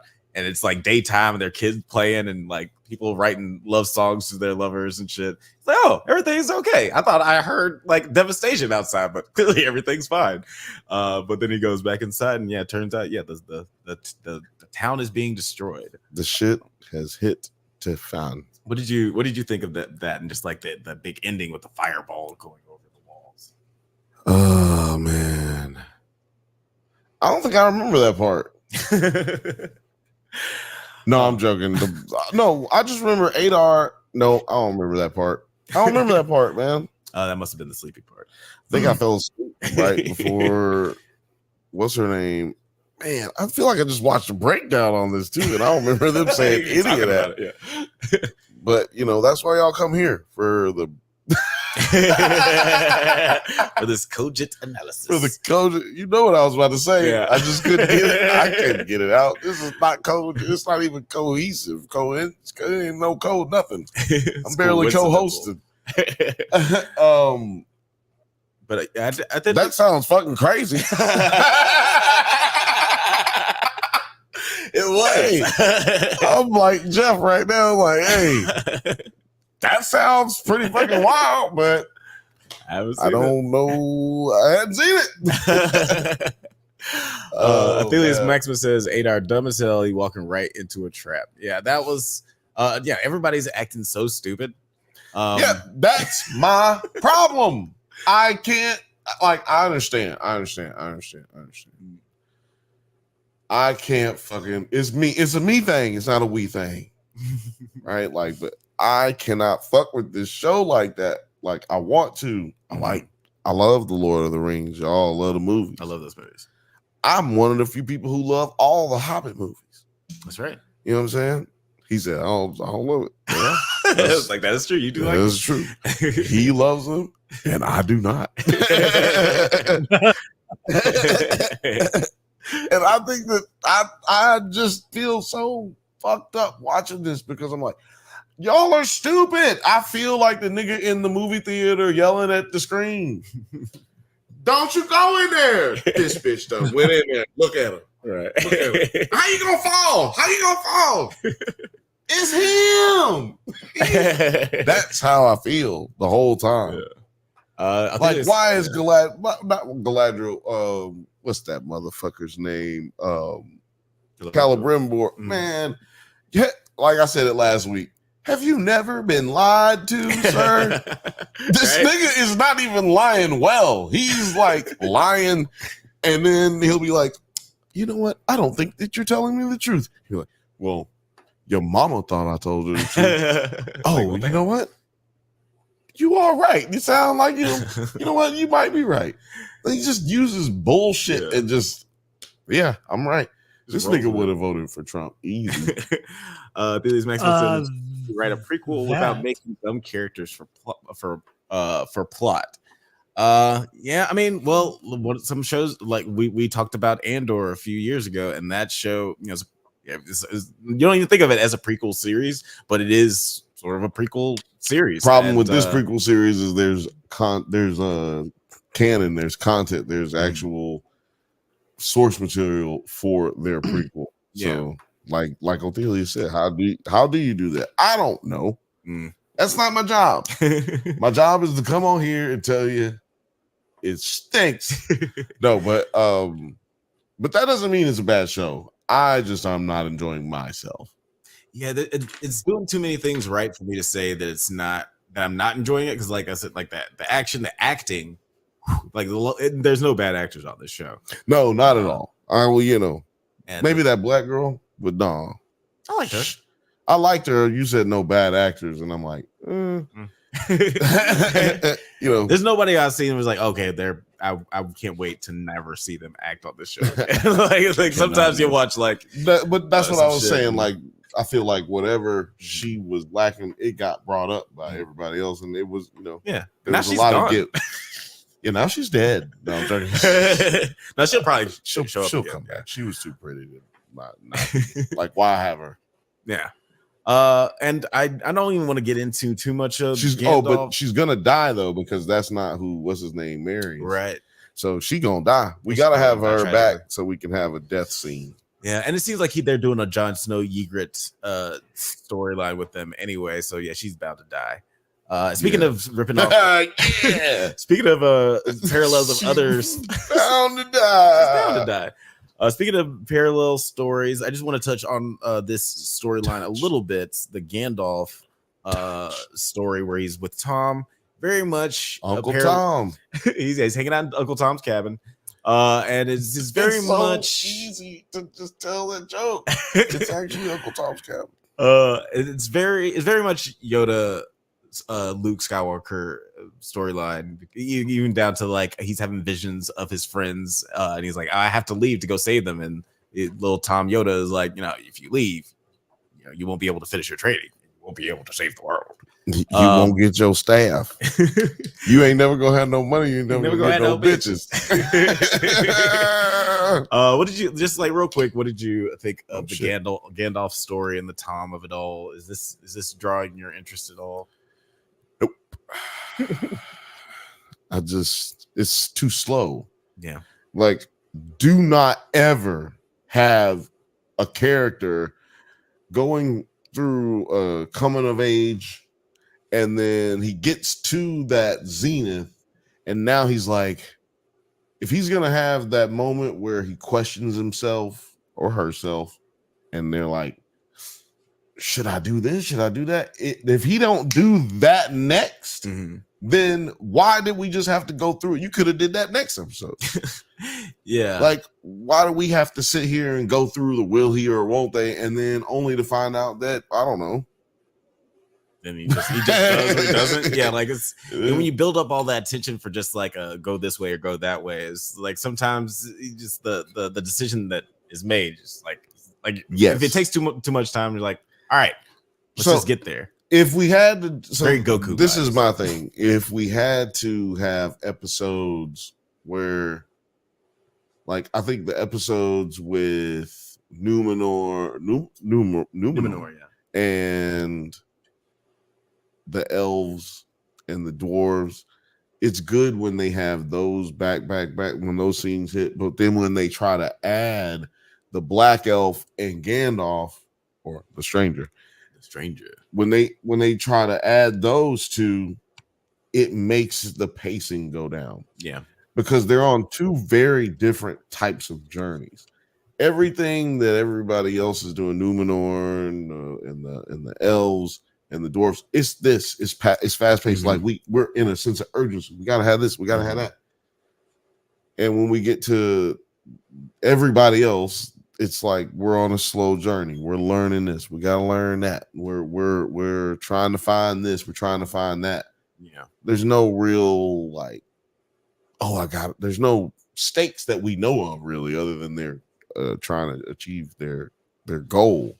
So that's my real, I guess, issue as far as the pacing goes. And the only thing that I can think of that would fix it for me would be to like have episodes where we don't necessarily talk about, like we trade out one of those first three that I was talking about. Yeah. Numenor, the dwarves, or the elves. Like we take the elves out and use the Gandalf story, right? And then trade them back out but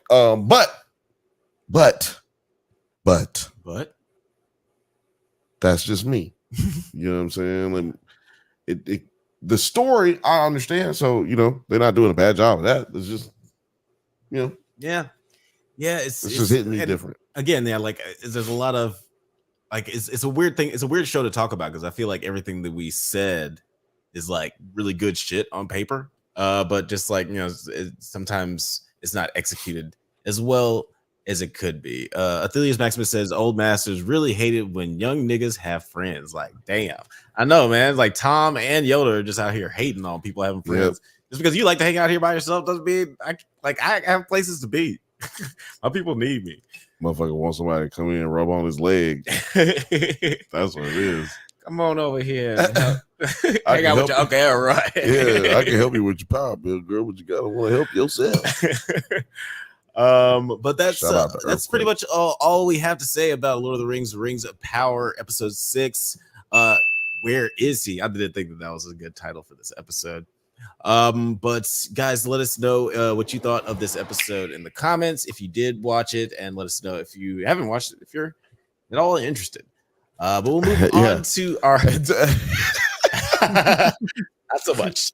But we will move on to our I'm definitely not getting a check from Amazon. I can tell you that much. Yeah, probably not. Yeah, I think that ship has sailed.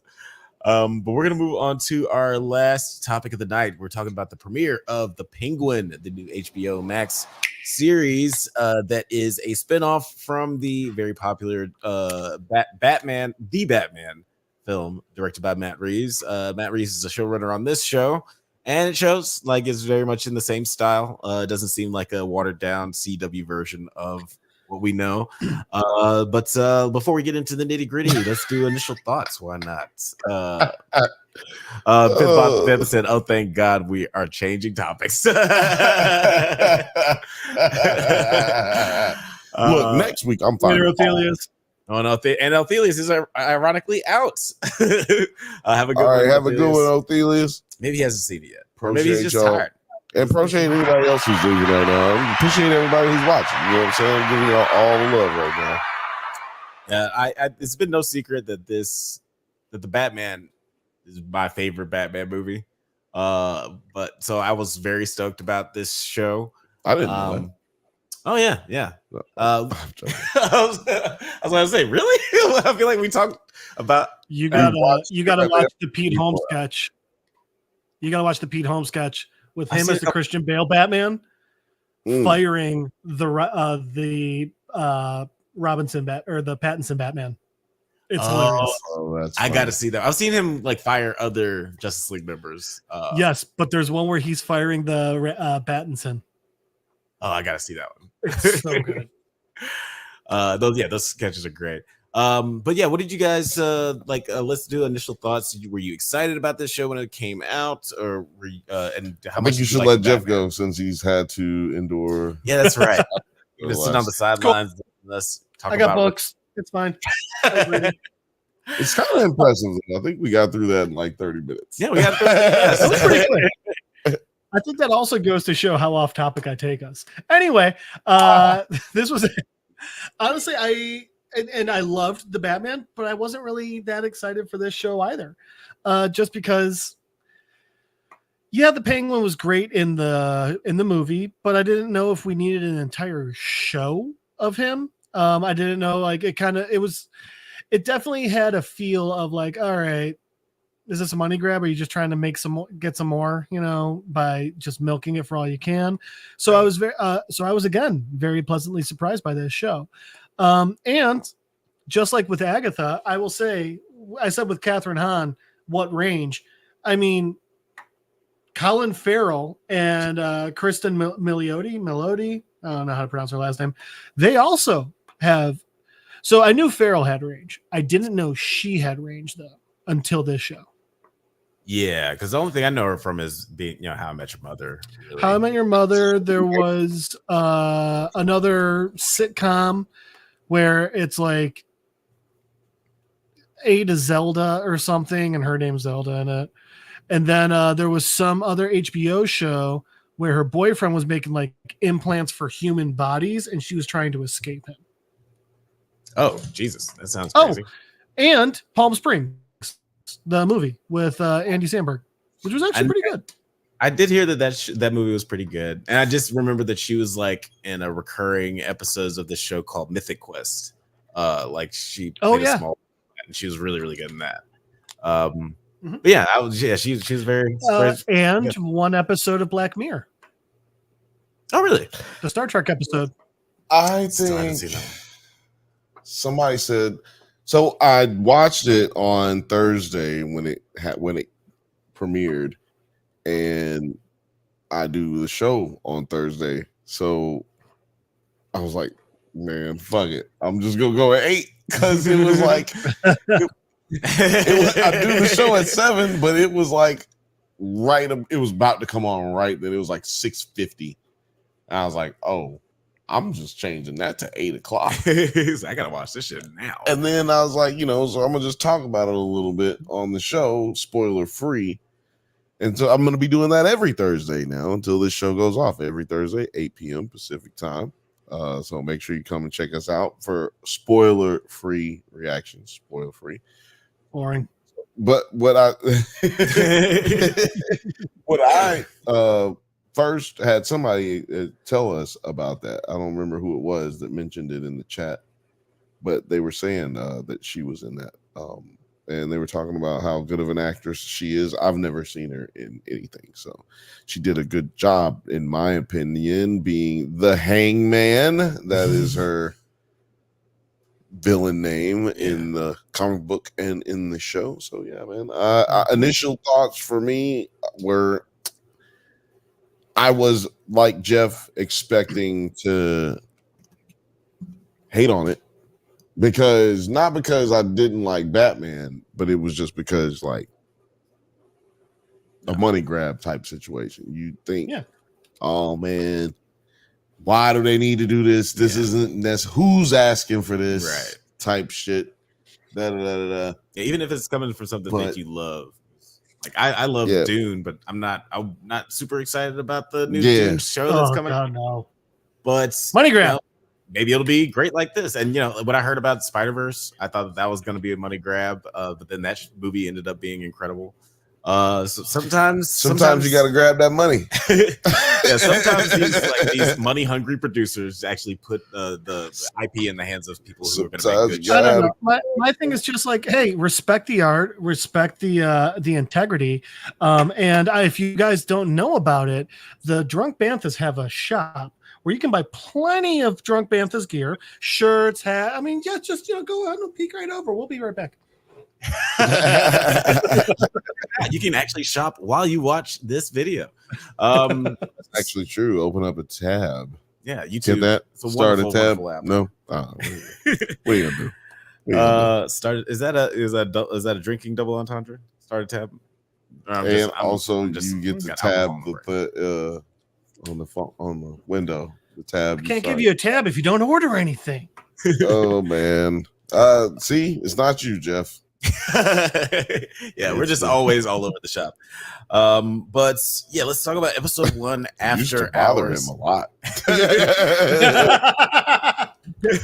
Let's talk about episode 1 after hours. 1 week after the assassination of Carmine Falcone, who is now played by Mark Strong. It's no longer John Turturro. I guess Johnny T was not trying to show up. It's because you know what's funny about that, dude? Those two guys play different races of people all the fucking time. Those two gentlemen have played. I don't even know what they really are at times because I'm like, your nationality said you played a white man, you played a Puerto Rican, you played a fucking Arabic dude, you played a fucking Somali. Yeah, I've heard Mark Strong do a myriad of accents. This movie is like Japanese dude one time. Goddamn. Sorry, I was thinking about that. Yeah, it's funny that those two.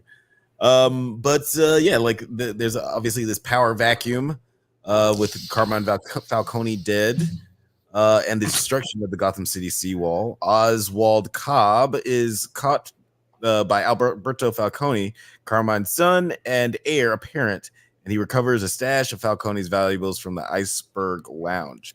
Stealing. Got caught stealing. Appropriating. Right. Yeah, I'm just trying to get what's mine. I was listening. That was a good one. Thank you. I was listening. All we do is just all you gotta do is just try to do a fucking over exaggerated version of a New York accent. Because Gotham is a fictional place, so nobody will make fun of you the way you sound. You can't say it's like that's an inauthentic Gotham accent. I can say it. Like a fucking buffoon. Yeah, right.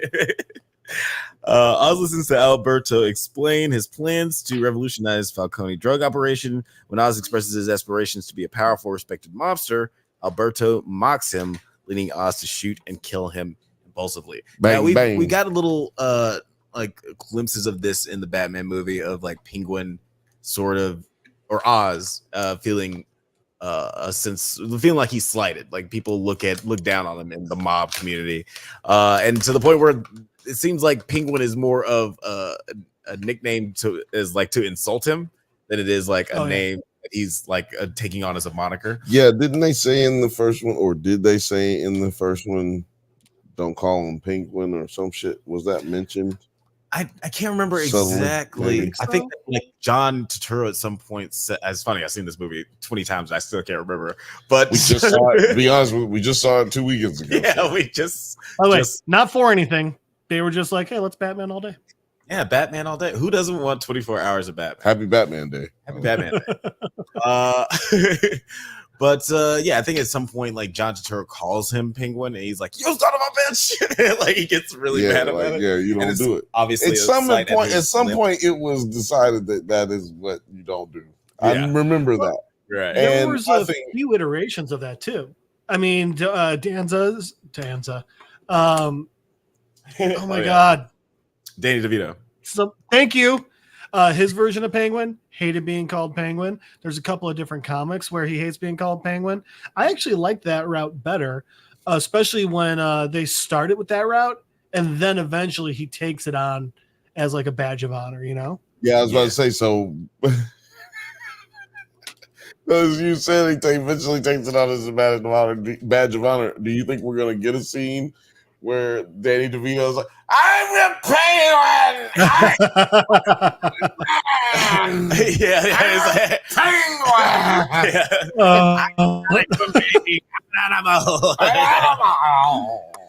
You think you'll get one of those scenes in this? As long as we get Colin Farrell biting someone's nose off, I'll be happy. Oh, Oh, God. that'd be great. Look, I think you could easily see that, like, because so far he's proven himself capable of, defending himself. I'm not gonna say he's a good fighter or anything like that. He's a survivor. No. He's a survivor. But he's brutal. Yeah. And I like that. Both of you have to walk around in my neighborhood. You be brutal. You be brutal too. Both this and Agatha, like just talking about two shows about comic book villains. It's interesting that but just because it's a show about them, that it doesn't like try to humanize them too much, or it humanizes them but doesn't like make them heroic. Like they're still assholes. They're still terrible people. Which is the funny thing with Agatha, because she started out as a good guy. At one point, she's Franklin Richards, Reed Richards and Sue Storm's son. She was the nanny. Yeah.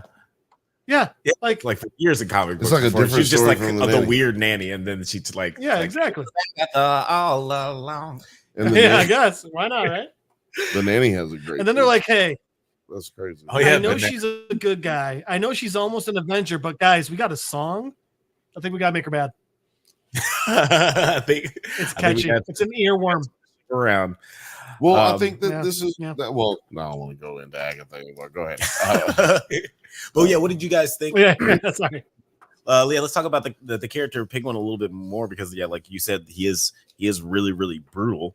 And he, this show just starts off because of this impulsive killing, because of he's been slighted. It's just like very emotional. What did you think of this? Well, I'm sorry. I was just surprised that he didn't kill the kid sooner. Like, right? Imagine. I mean, he seemed like he was trying to get him to be doped up enough to where he could maybe take advantage of him. But he just ended up shooting him in the chest a bunch of times. It's like, well, you could have did that in the first place. Like, you might as well just shot him in the chest to save yourself some time. Save a little liquor to spend all this time drinking with this kid. But yeah, Jeff.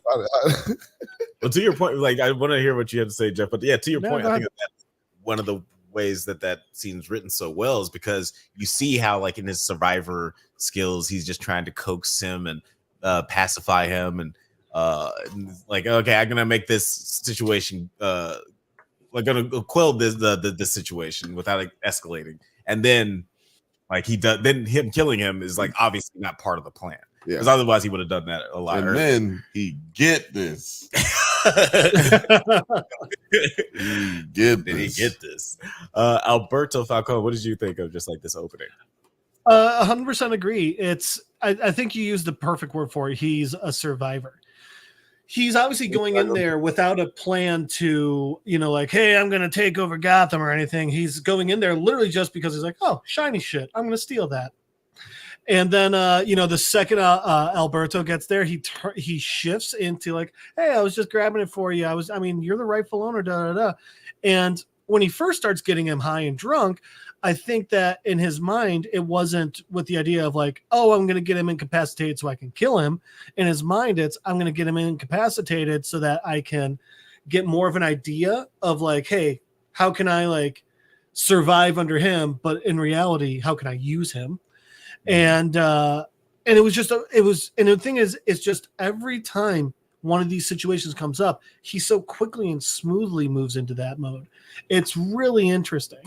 Also, and this is just a complete random side note, in the comics, Alberto Falcone is also known as the holiday serial killer from the comic The Long Halloween, which is where the Batman movie got a lot of its inspiration. Oh, I don't even remember that part of that comic. Like I read that like for the first time like 5 years ago, and I was like, damn, I did not realize how much this is like. This is the Dark Knight, basically. Did you know the Dark Knight in the Batman, the journalist who was going after Thomas Wayne? Did you know that that's Hush's daddy? Oh no, that's interesting because in the comics, Hush's daddy was just like a family friend that was killed Yeah, by. exactly. No, I'm just Hush. saying, like the name that they used was Hush's dad's name in Interesting. comic books. I'll tell you what, Hush is one of the best villains that if they could bring him to the big screen would work really well. And that's what I think they kind of set up with that, right? Like the I would be Batman. so happy. I think they can do it in the world like this because I feel like with Hush is like a Thanos level villain where like you can't just have it be like the first or second movie. But Like, he's you so have to grounded. He's so grounded. Like That's what makes him so great. He's like the Joker. There ain't no superpowers, nothing, no Right. crazy tech, nothing like that. It's psychologically fucking Bruce Wayne. Yeah. God, with Catwoman. Oh God. Yeah. And I will say that none of the Hush storylines that I've read have been better than that initial one. Like that's Agreed. like one. But I think that's just sets it up perfectly for a movie because you can just like do that and then wipe your hands and then walk right out. Yeah. Dude, they even made a Hush Beyond. They made a Batman Beyond Hush. Really? Oh, I gotta read that. That sounds Yeah, awesome. you know why they did? You know why they did? Because that comic book made a butt ton of money. Right? Like how Money grab. Somebody was gonna read this one. Like, shit. Hush made people like demand that Jason Todd be resurrected. Like that storyline was just like, we need him back. You see how cool that costume was? Also, what a great villain name, Hush. Yeah. Everything about him was perfect. It's so great. Guys, join us on our Hush podcast every Sunday where we just talk about the Hush comic book. We don't tell you what it's about. We just talk about how much we love it. Three guys saying I love it for 3 hours. I love it. And then that scene, yeah, man, I remember that one. Oh yeah, it was good. That's a great sketch. Remember the summer? Oh yeah, it was good. Good. Oz, we already said all that. He kills him. Oz attempts to dispose of Alberto's body and scares off a group of juvenile delinquents stealing the rims from his car. He recruits one of them, Victor Aguilar, to assist him. And Oz learns that the Falcones plan. Is it Falcons or Falcones? The Falcone. Falcons. Okay. Because they went back and forth. Always driven me crazy. I always want to say Falcone. Yeah, in the movie, me and Alex noticed way back at the beginning, they say it different all through the Batman. Yeah, they go back and forth, just all kind of shit. But I've heard people online say it's Falcone in the comic books and it's Falcone in the shows and the movies. I've always thought Falcone. It's really just like your pronunciation, right? Like it's like Corleone, or you could say Corleone. Like, we know you're talking. We know who you're talking about, even though you pronounce it wrong. Right. One of my favorite book series. There's a gangster in it, Johnny, and his last name is spelled. It's Gentleman Johnny, and his last name is spelled Marcone. So I've always thought Gentleman Johnny Marconi. And then the audiobooks came out, and it's always Gentleman Johnny Marcone. And I don't know which one's the real version, but it makes me hate it. Yeah, Gentleman Johnny Marconi just kind of rolls off the tongue a little bit better. It's got some bounce to it. You would think Spike from Buffy would be able to pronounce it correctly. Fucking Spike, James Marsters. Why do I know Spike from Buffy? He's the narrator. Well, I'm so glad that you said it, so that I didn't have to say it. I was like, what the fuck do you know that dude's name for? Why do I fuck that? I know the first and last name of the guy who played I love that guy. You mean that single-handedly fucked up Dragon Ball from cinema forever? He not single-handedly. There were a lot of hands in that fucking mess. Well, man, I don't know. He had his fair share. God damn it! Wasn't what's her shameless in it? I mean, as Bulma. Oh yeah, we had two shameless people in that. It was Emmy Rossum and Justin. Emmy Rossum, and then her car stealing boyfriend was Goku. Really? Oh man, a better time when movies were movies. But I'm still heated. But the question is, does it hold up? That will definitely be asked in the future, I'm sure. We'll get gargoyles before we get that TV show. I'm telling you. Oh yeah, for sure. Oz learns that the Falcones plan to assume control of his drug ring. he also encounters Alberto's sister, Sophia Falcone. I'm just gonna keep going back and forth between Falcone and Falcone. Newly released from Arkham you know what Asylum. it's like? It's like the King's Mole in Robin Hood Men in Tights.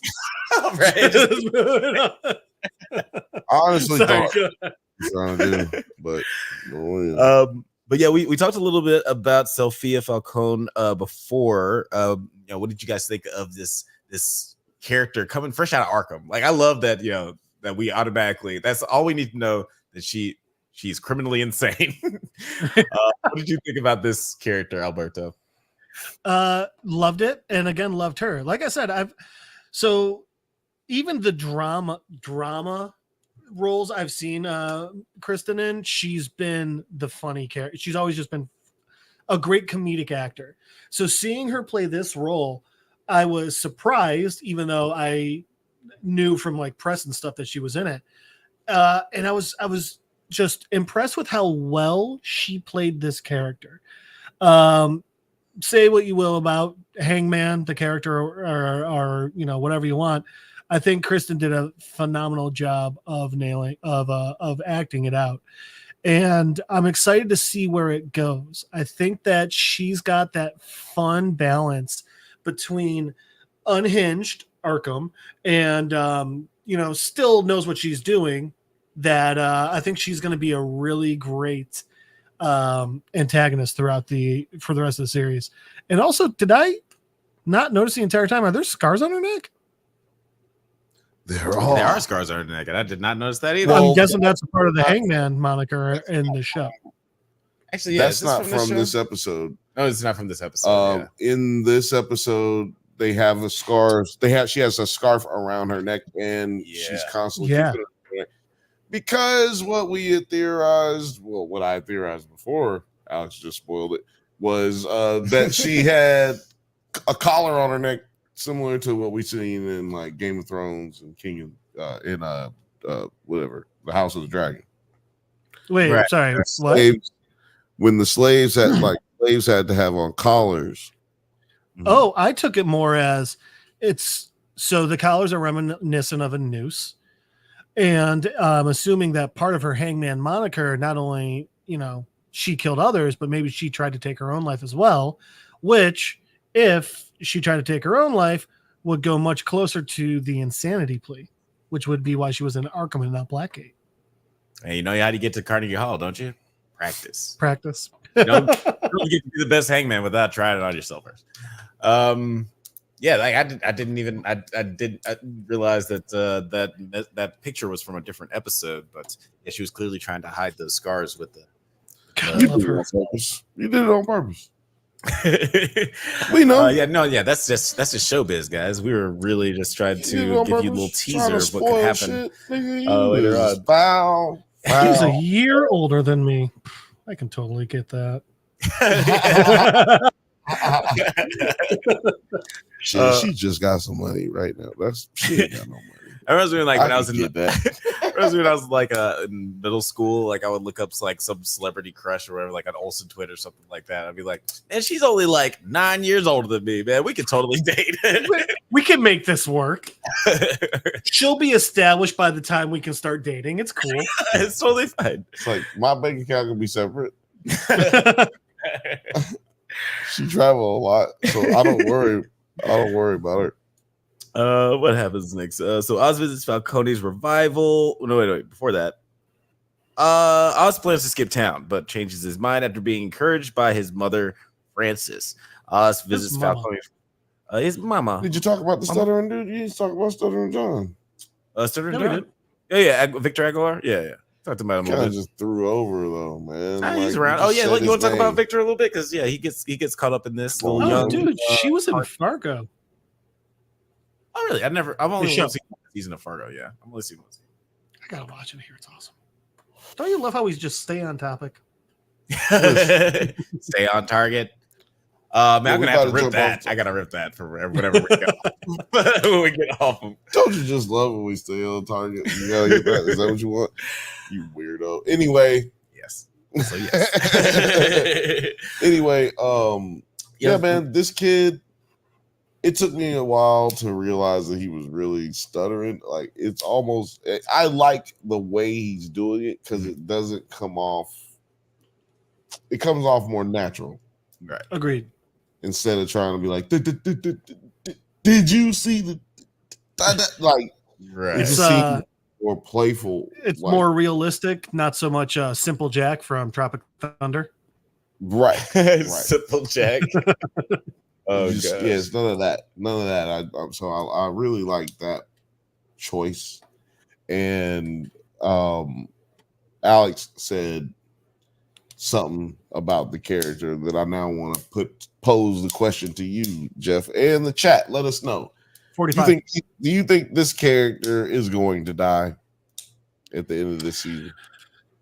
So that's the thing. It's either going to be, well, I was going to say it's either going to be he will or he won't, which is like, yeah, that's actually how that works. Hot take. I'm so glad you shared it, but even though you did, which he's either going to be like, Cobblepot's right-hand man, or I think he'll die at the end to give us more of that emotional pull. Or you know what? I could even see it being like, I could see this season ending with Cobblepot killing him. I'm sorry, and it's not even Cobblepot in this; it's just Cobb. It's Cobb. I can even see Cobb killing him as just kind of like, no, I got no ties, I got nothing to hold me back. I am going to become the king. Is it not Cobblepot, or are people just calling? It is not. They made the choice to, instead of, it's not even Oswald, it's just Oz Cobb. Because they actually wanted to focus on, instead of the idea of like a fell from grace family, they wanted him to be that guy that was always scrapping, trying to, just hustle and work to get his own thing. So they made a choice to sever that connection and make him more of a everyman, Yeah, I think it works. Yeah, definitely works. I don't think that the name would have distracted me too much. Like, I don't think if his name was Cobblepot, I would have been like, oh, well, that guy sounds high society. Bring back Cobblepot. But Cobblepot. But I get the reason for the change. I like Cobblepot too. Cobblepot does sound like a putz though.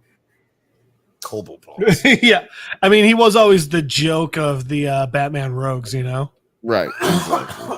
He's definitely like the least physically intimidating of like your clay faces or Two Faces. But even the Joker. This kid plays a really important part in this show, I believe.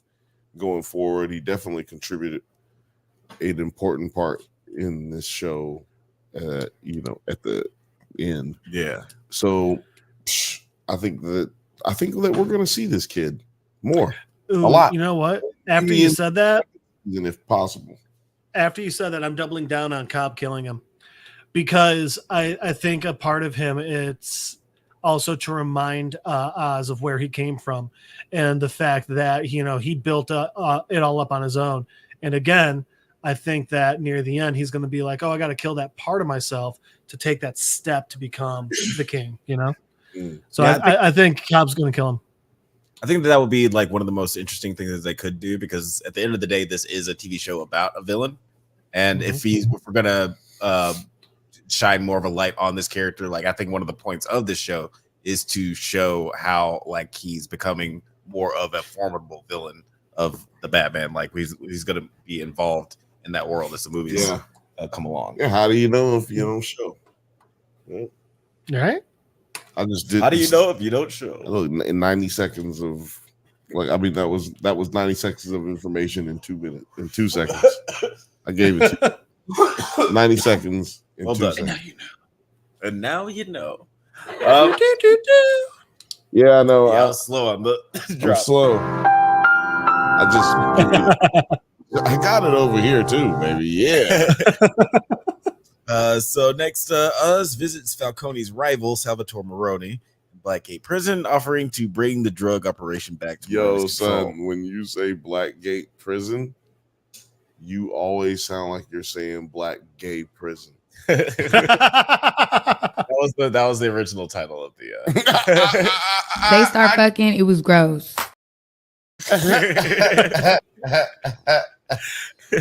That's like there's an episode of Modern Family where all the guys are talking and they go, he plays for the Blackhawks, and the one guy goes, they can call them that? And it's like he just starts he goes, Black Hawks. And he goes, oh, okay. Oh man, racism is funny. No, I'm sorry. Oh my gosh. I don't endorse racism. I thought it'd be a weird take for this show. Last real quick, the other day my boss said like I've had such a terrible weekend. I got a black eye over the weekend, and I was like, you telling your business out here in these streets, boss. Like, yeah. I got a black eye. Oh, I thought you said you got a black guy. Okay, yeah, okay, all right. It'd be even funnier if your boss told that story completely normal looking. You know, no bruises or anything. I was like, but you don't have. She got. I mean, fight. That's weird. I'm just sorry. Check, all kinds of other questions, dude. Well, her baby head butter. That's pretty much it. I do not understand anything that's going on right now. the first black eye I ever got was from my dog. Oh, really? Just whipping that head around. He was a whippet, so a racing dog, and he got the zoomies and jumped into my face. Damn. Oh, stupid pup. Yeah, they never know how big they are. So what happens next? You didn't see that coming?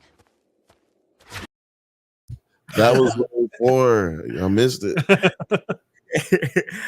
Maroni is reluctant, but reconsiders after Oz returns a ring that Carmine had taken from Maroni. Sophia later captures and tortures Oz, but is distracted by the sudden recovery of Alberto's body, staged by Victor to implicate Maroni's crew. Oz is released and begins plotting with Victor to take control of the Falcone crime family. I thought that this was like a really cool scene where it just shows how smart Penguin is and how he's like sort of he's playing chess, not checkers, you know. But also that Sophia, 2 steps ahead. Yeah. And Sophia's like also very smart, and she's not going to be an easy person to win over. How did you guys feel about the way this episode ended? Bill, I'll let you go. Wasn't easy for him to win her over. He had to be beaten near to death, get stripped ass naked, hairy ass naked. And there's a lot of makeup on that day. I'll tell you something. They made that nigga look like the goddamn Bigfoot. That nigga is legally a Yeti. And Colin Farrell's a tiny, he's a small guy. Oh yeah, right? he is. Well, he's a short guy. He's a short guy. He's not a small. I ain't gonna say he's a small guy. He is a short guy. We are a little bit above average of what tall or what average is. We're a little bit above. I ain't gonna call us tall, but taller, slightly above average. Yeah, little taller than him is what I would say. Yeah, because he's only 5'10". Yeah, he's a fit guy. Like it's and I made this joke in like my review of tiny little Irish man. I made this. I'm trying not to call him tiny. Everybody keeps calling him tiny. That's just funny though. He's a wee little boy. He can come on the show and debate if you'd like. You know what? I said wee man, and I apologize. Yeah, because he's not even Scottish. I don't even know. Yeah, he is disrespectful. But I made this joke in my review of the Batman. Like, I'm sure every fat, ugly actor from the East Coast was like really pissed when they saw this casting. It was like, why did you guy from across the pond to play the Penguin? You're spending 6 more hours putting him in this makeup. I can do it right now. But as I found out in later, watching the behind the scenes and shit, he actually is the one who wanted to be fat. See, they wanted him to be like this skinny dude, like himself with a beak, and like Gotham Penguin, and the limp and everything came from like Gotham Penguin, but like kind of fit, good looking. not good looking because that big ass nose. I don't know who. I don't know who. Colin Farrell with that big ass nose. Come on. Seriously, no. But that's what they did keep, and that's what he wanted to do. Is he pictured what they did, and they got with makeup, and they put it together. 4 hours a day to do this makeup. That's the sitting and putting it on. 4 hours. And I'd probably say I'd venture to gather that is about 2.5, 3 hours of just sitting still. Like before you can, yeah, right. you can go watch the time lapse of them putting it together. Those time lapses are always actually really cool to watch, though. They really are, and this one, and the longer it takes them to do it, the cooler it looks. Actually, and it's not just that he's like obviously like bigger, and he's got the thinning hair and all that, but it's very much showing his character and like his trauma, because there's a lot of scarring there, and obviously it's has something to do with his limp. Yep. Like there's probably some horrible accident. Clubfoot. He's got spunk. He's got spunk. Well, and I like that they did the gold tooth, which is just so like New York gangsta, and it's like, all right, yeah. So fucking slimy. It's so excellent. I love it. Niner Yes says, who let the dogs out? Am I right? I don't know what he was referring to. When my dog gave me a black eye. Black guy. Film age. No. Film age studio says he needs to win an Emmy and a Golden Globe. I agree. Like I think that he should be nominated for this performance. He got and a Tony. Oh wait, that's another man. I'm sorry. That's yeah. Like these movies, like the Batman, he probably would never get nominated for that. Man. The Black Man. I'm not doing it anymore. I'm done. People don't normally get nominated for those kind of movies. Heath Ledger was obvious outlier, but I could see him getting nominated for the Emmys. What do you guys think? This motherfucker already won an Emmy. Well, right? You mean for not like before? I'm talking about like it's gonna happen. It's foregone conclusion. This is like everybody who had to go up against Shogun. Like it's over. Yeah, right. It's over. And we were like, and hey, for all the losers, good. You didn't fucking deserve it. Shogun rocks. Shout out to Warrior. You're the only one that didn't. Oh yeah, okay. That's it. That's the only one that didn't deserve it. But that's it. Yeah. Couldn't you give up one? Damn. Fight scenes in. Leave a little talent for the rest of us. Come on. Yeah, like I think that he's definitely a shoe-in. What about you? You think so, Jeff? Yeah. Sorry, for the Batman movie or the Penguin show? The Penguin show getting or no? Yes. Him getting. I think he is. If he's not the shoe-in, he is top two. It's like him versus one other person, and off the top of my head, I can't even think who that other person is. Neither. I can't think of any other performances this year. Maybe Wally Goggs in Fallout, but I wouldn't even say that that's a lead performance. No, he's not leading that at all. Here's something I actually don't think I've ever thought of. Do they do from Jan 1 to December 31, or do they do it like a school year? Start in the middle, go to the middle.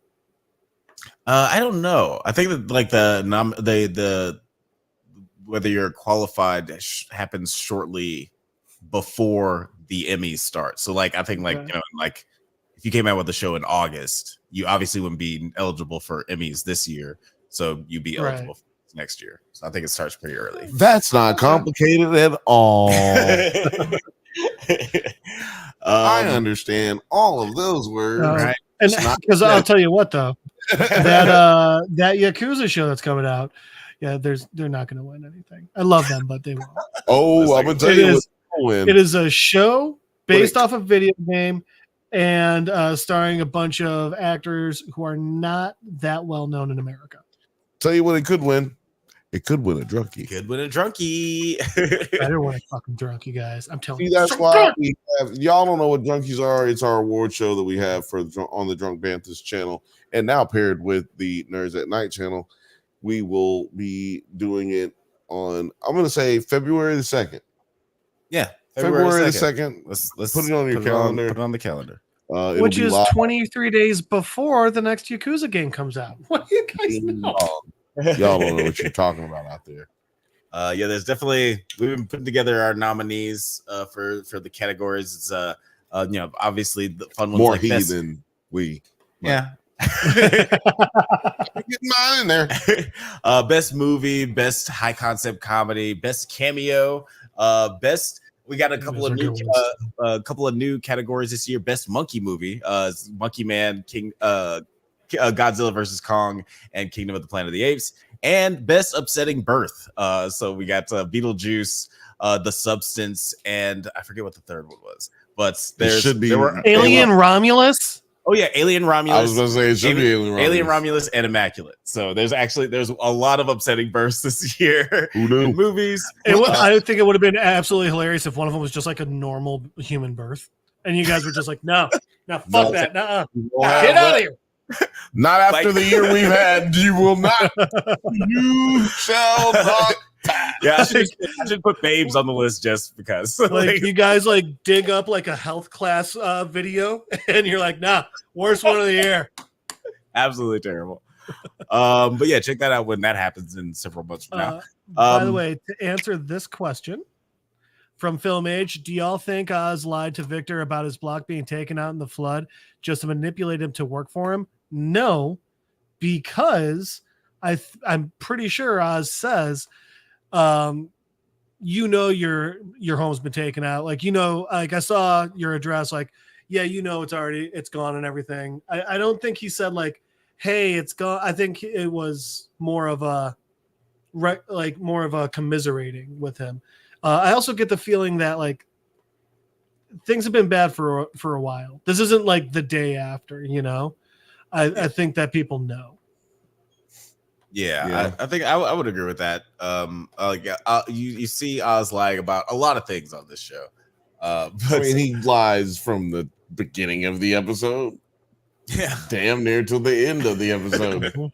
Yeah, he's just moving through life trying to survive in Gotham. And you can no tea, no shade, no pink lemonade, but looking like he does, and being in the level that he is in the mob, like you have to be able to, pick your battles and duck and weave. Speaking of the beginning of the episode, we talked about the jewels that he got out of the safe, but we didn't talk about the files that he got out, and he will start, using the black. Yes.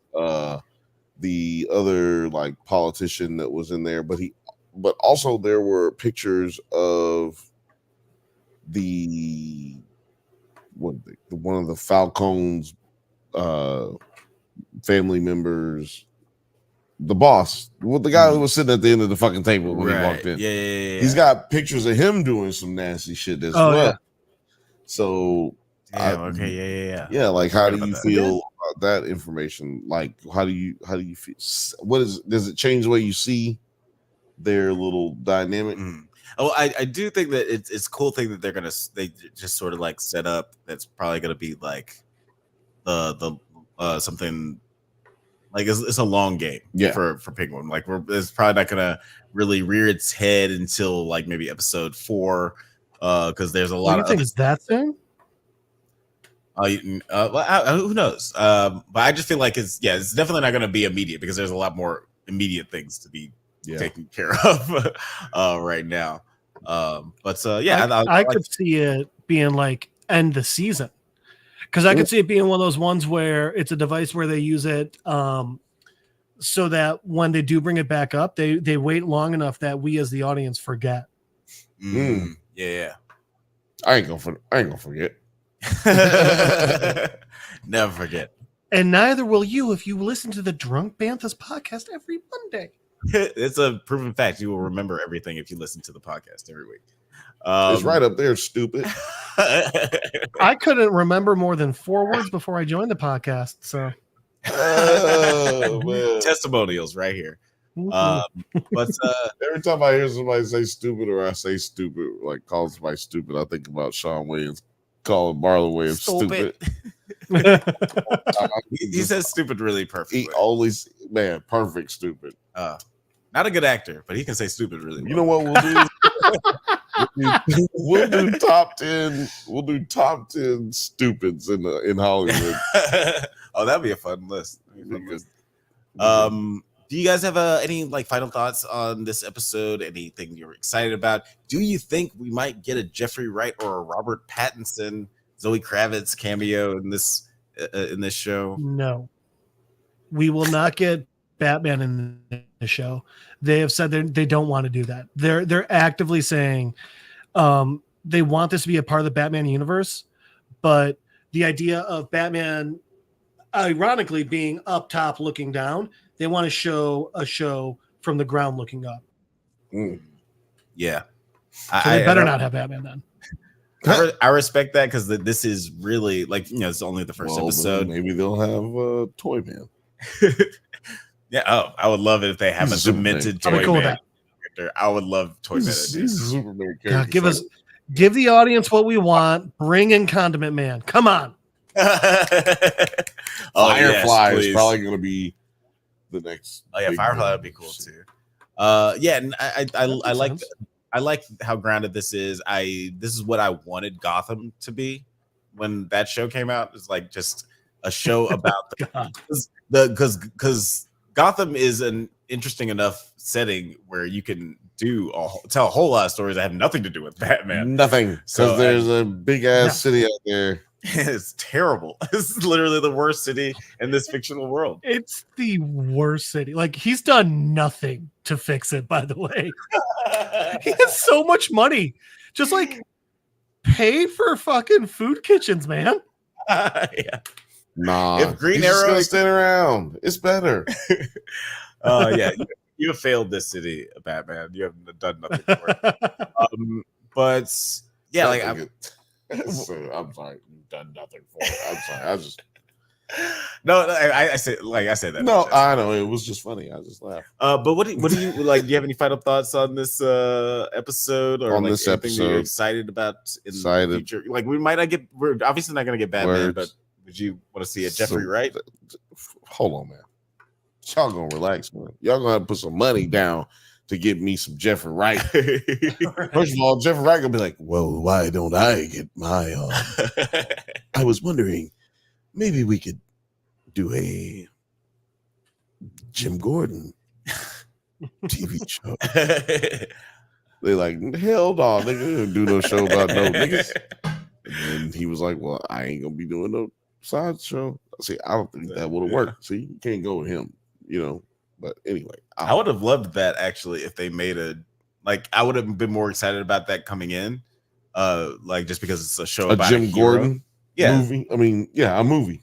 Yeah, or a movie show. Or a TV show. Like it would be like Gotham but good. TV show better.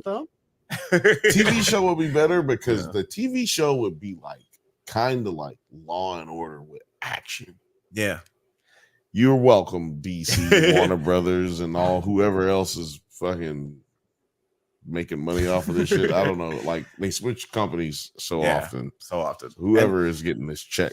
And this is who knows how successful this show is. They might decide to make more TV shows. And Jeffrey Wright is no stranger to HBO, prestige television. He was on West Wing for years.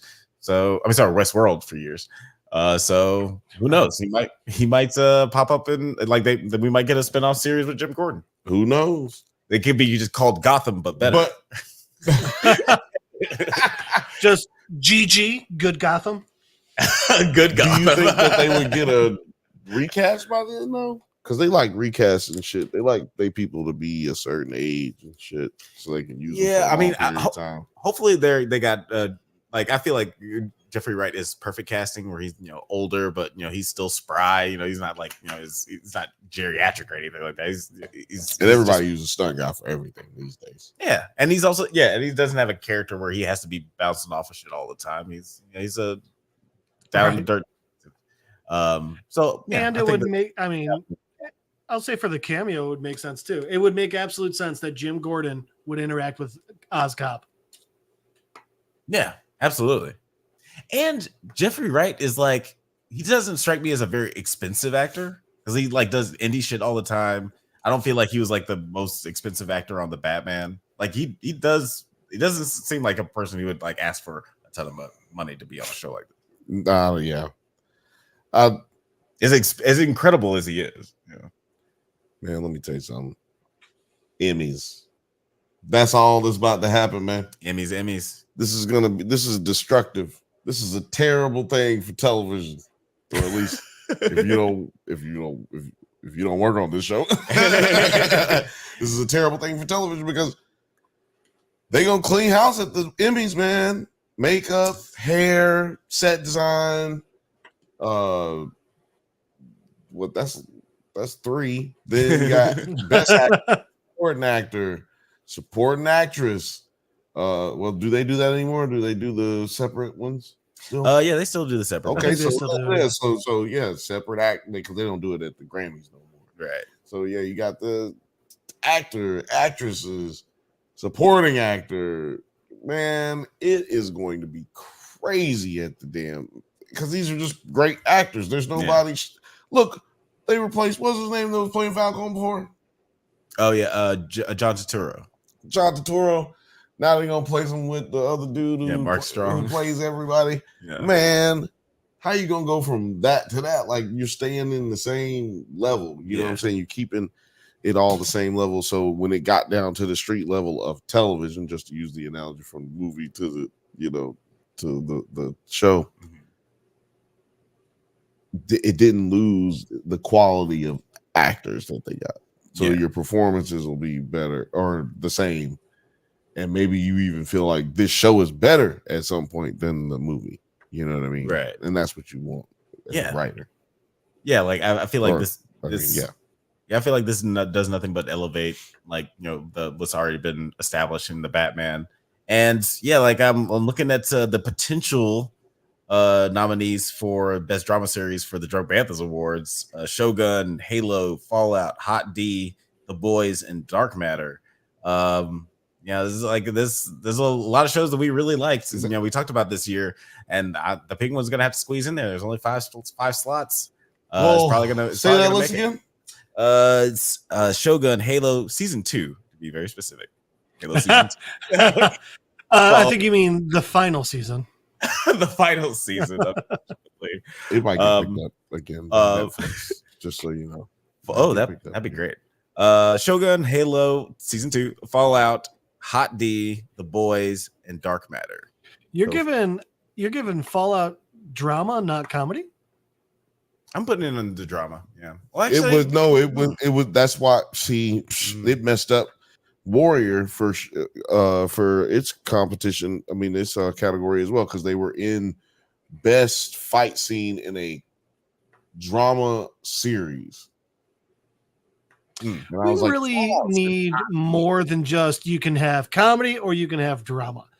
We have genres. That's why we have the drunkies, man. Yeah, and I honestly, I added. They should have them for these people. One of the reasons I even added high concept comedy as a category is because like there's so many more movies that we want to celebrate, and like there's a lot of really wacky high concept comedies. Just to rattle off some of the nominees. For I don't know why we're teasing something that's coming out in 6 months.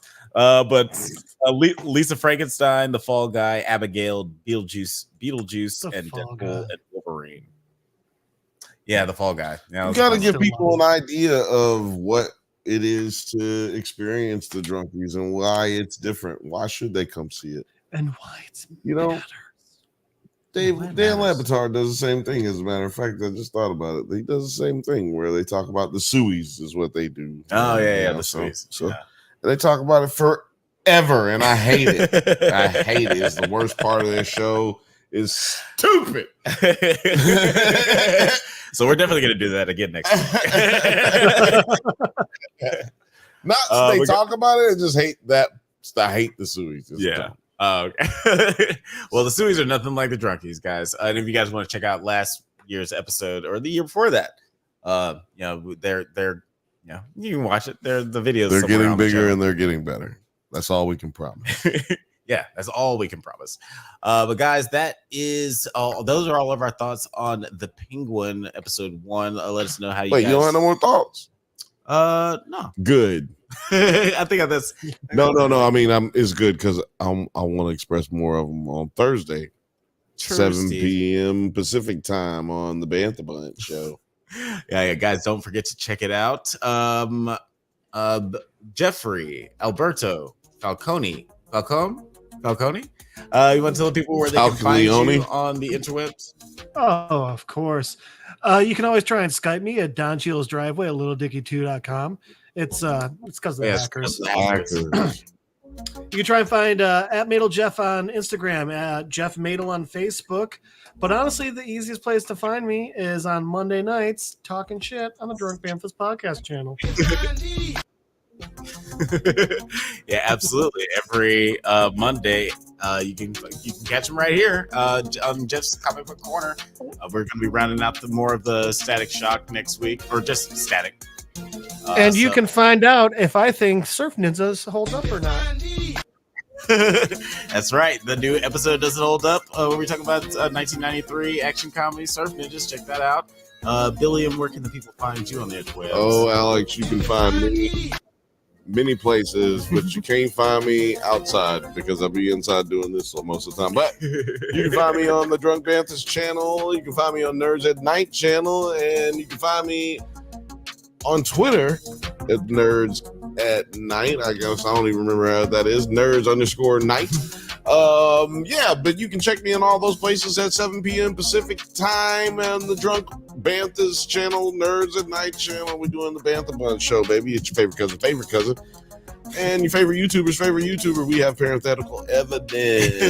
Yeah, we have the documents to prove it. I don't want to say it. I did not want to say it. I know, right? It felt right. It felt I feel like I'm stealing somebody else's shit. But yeah, you can find me there. And you can find me here every Monday, 8 p.m. Pacific time with this guy. That's right. Thank you for listening to the Drunk Banthas podcast. We do this every Monday at 8 p.m. Pacific time. But don't forget to like and subscribe so you get updates on new videos. Check us out on Twitter, IG, TikTok, Letterboxd. Likewise, all the internet things at the Drunk Banthas. Until next time, stay safe, my little witches, and may the force be with you. Yeah, it's set to loop.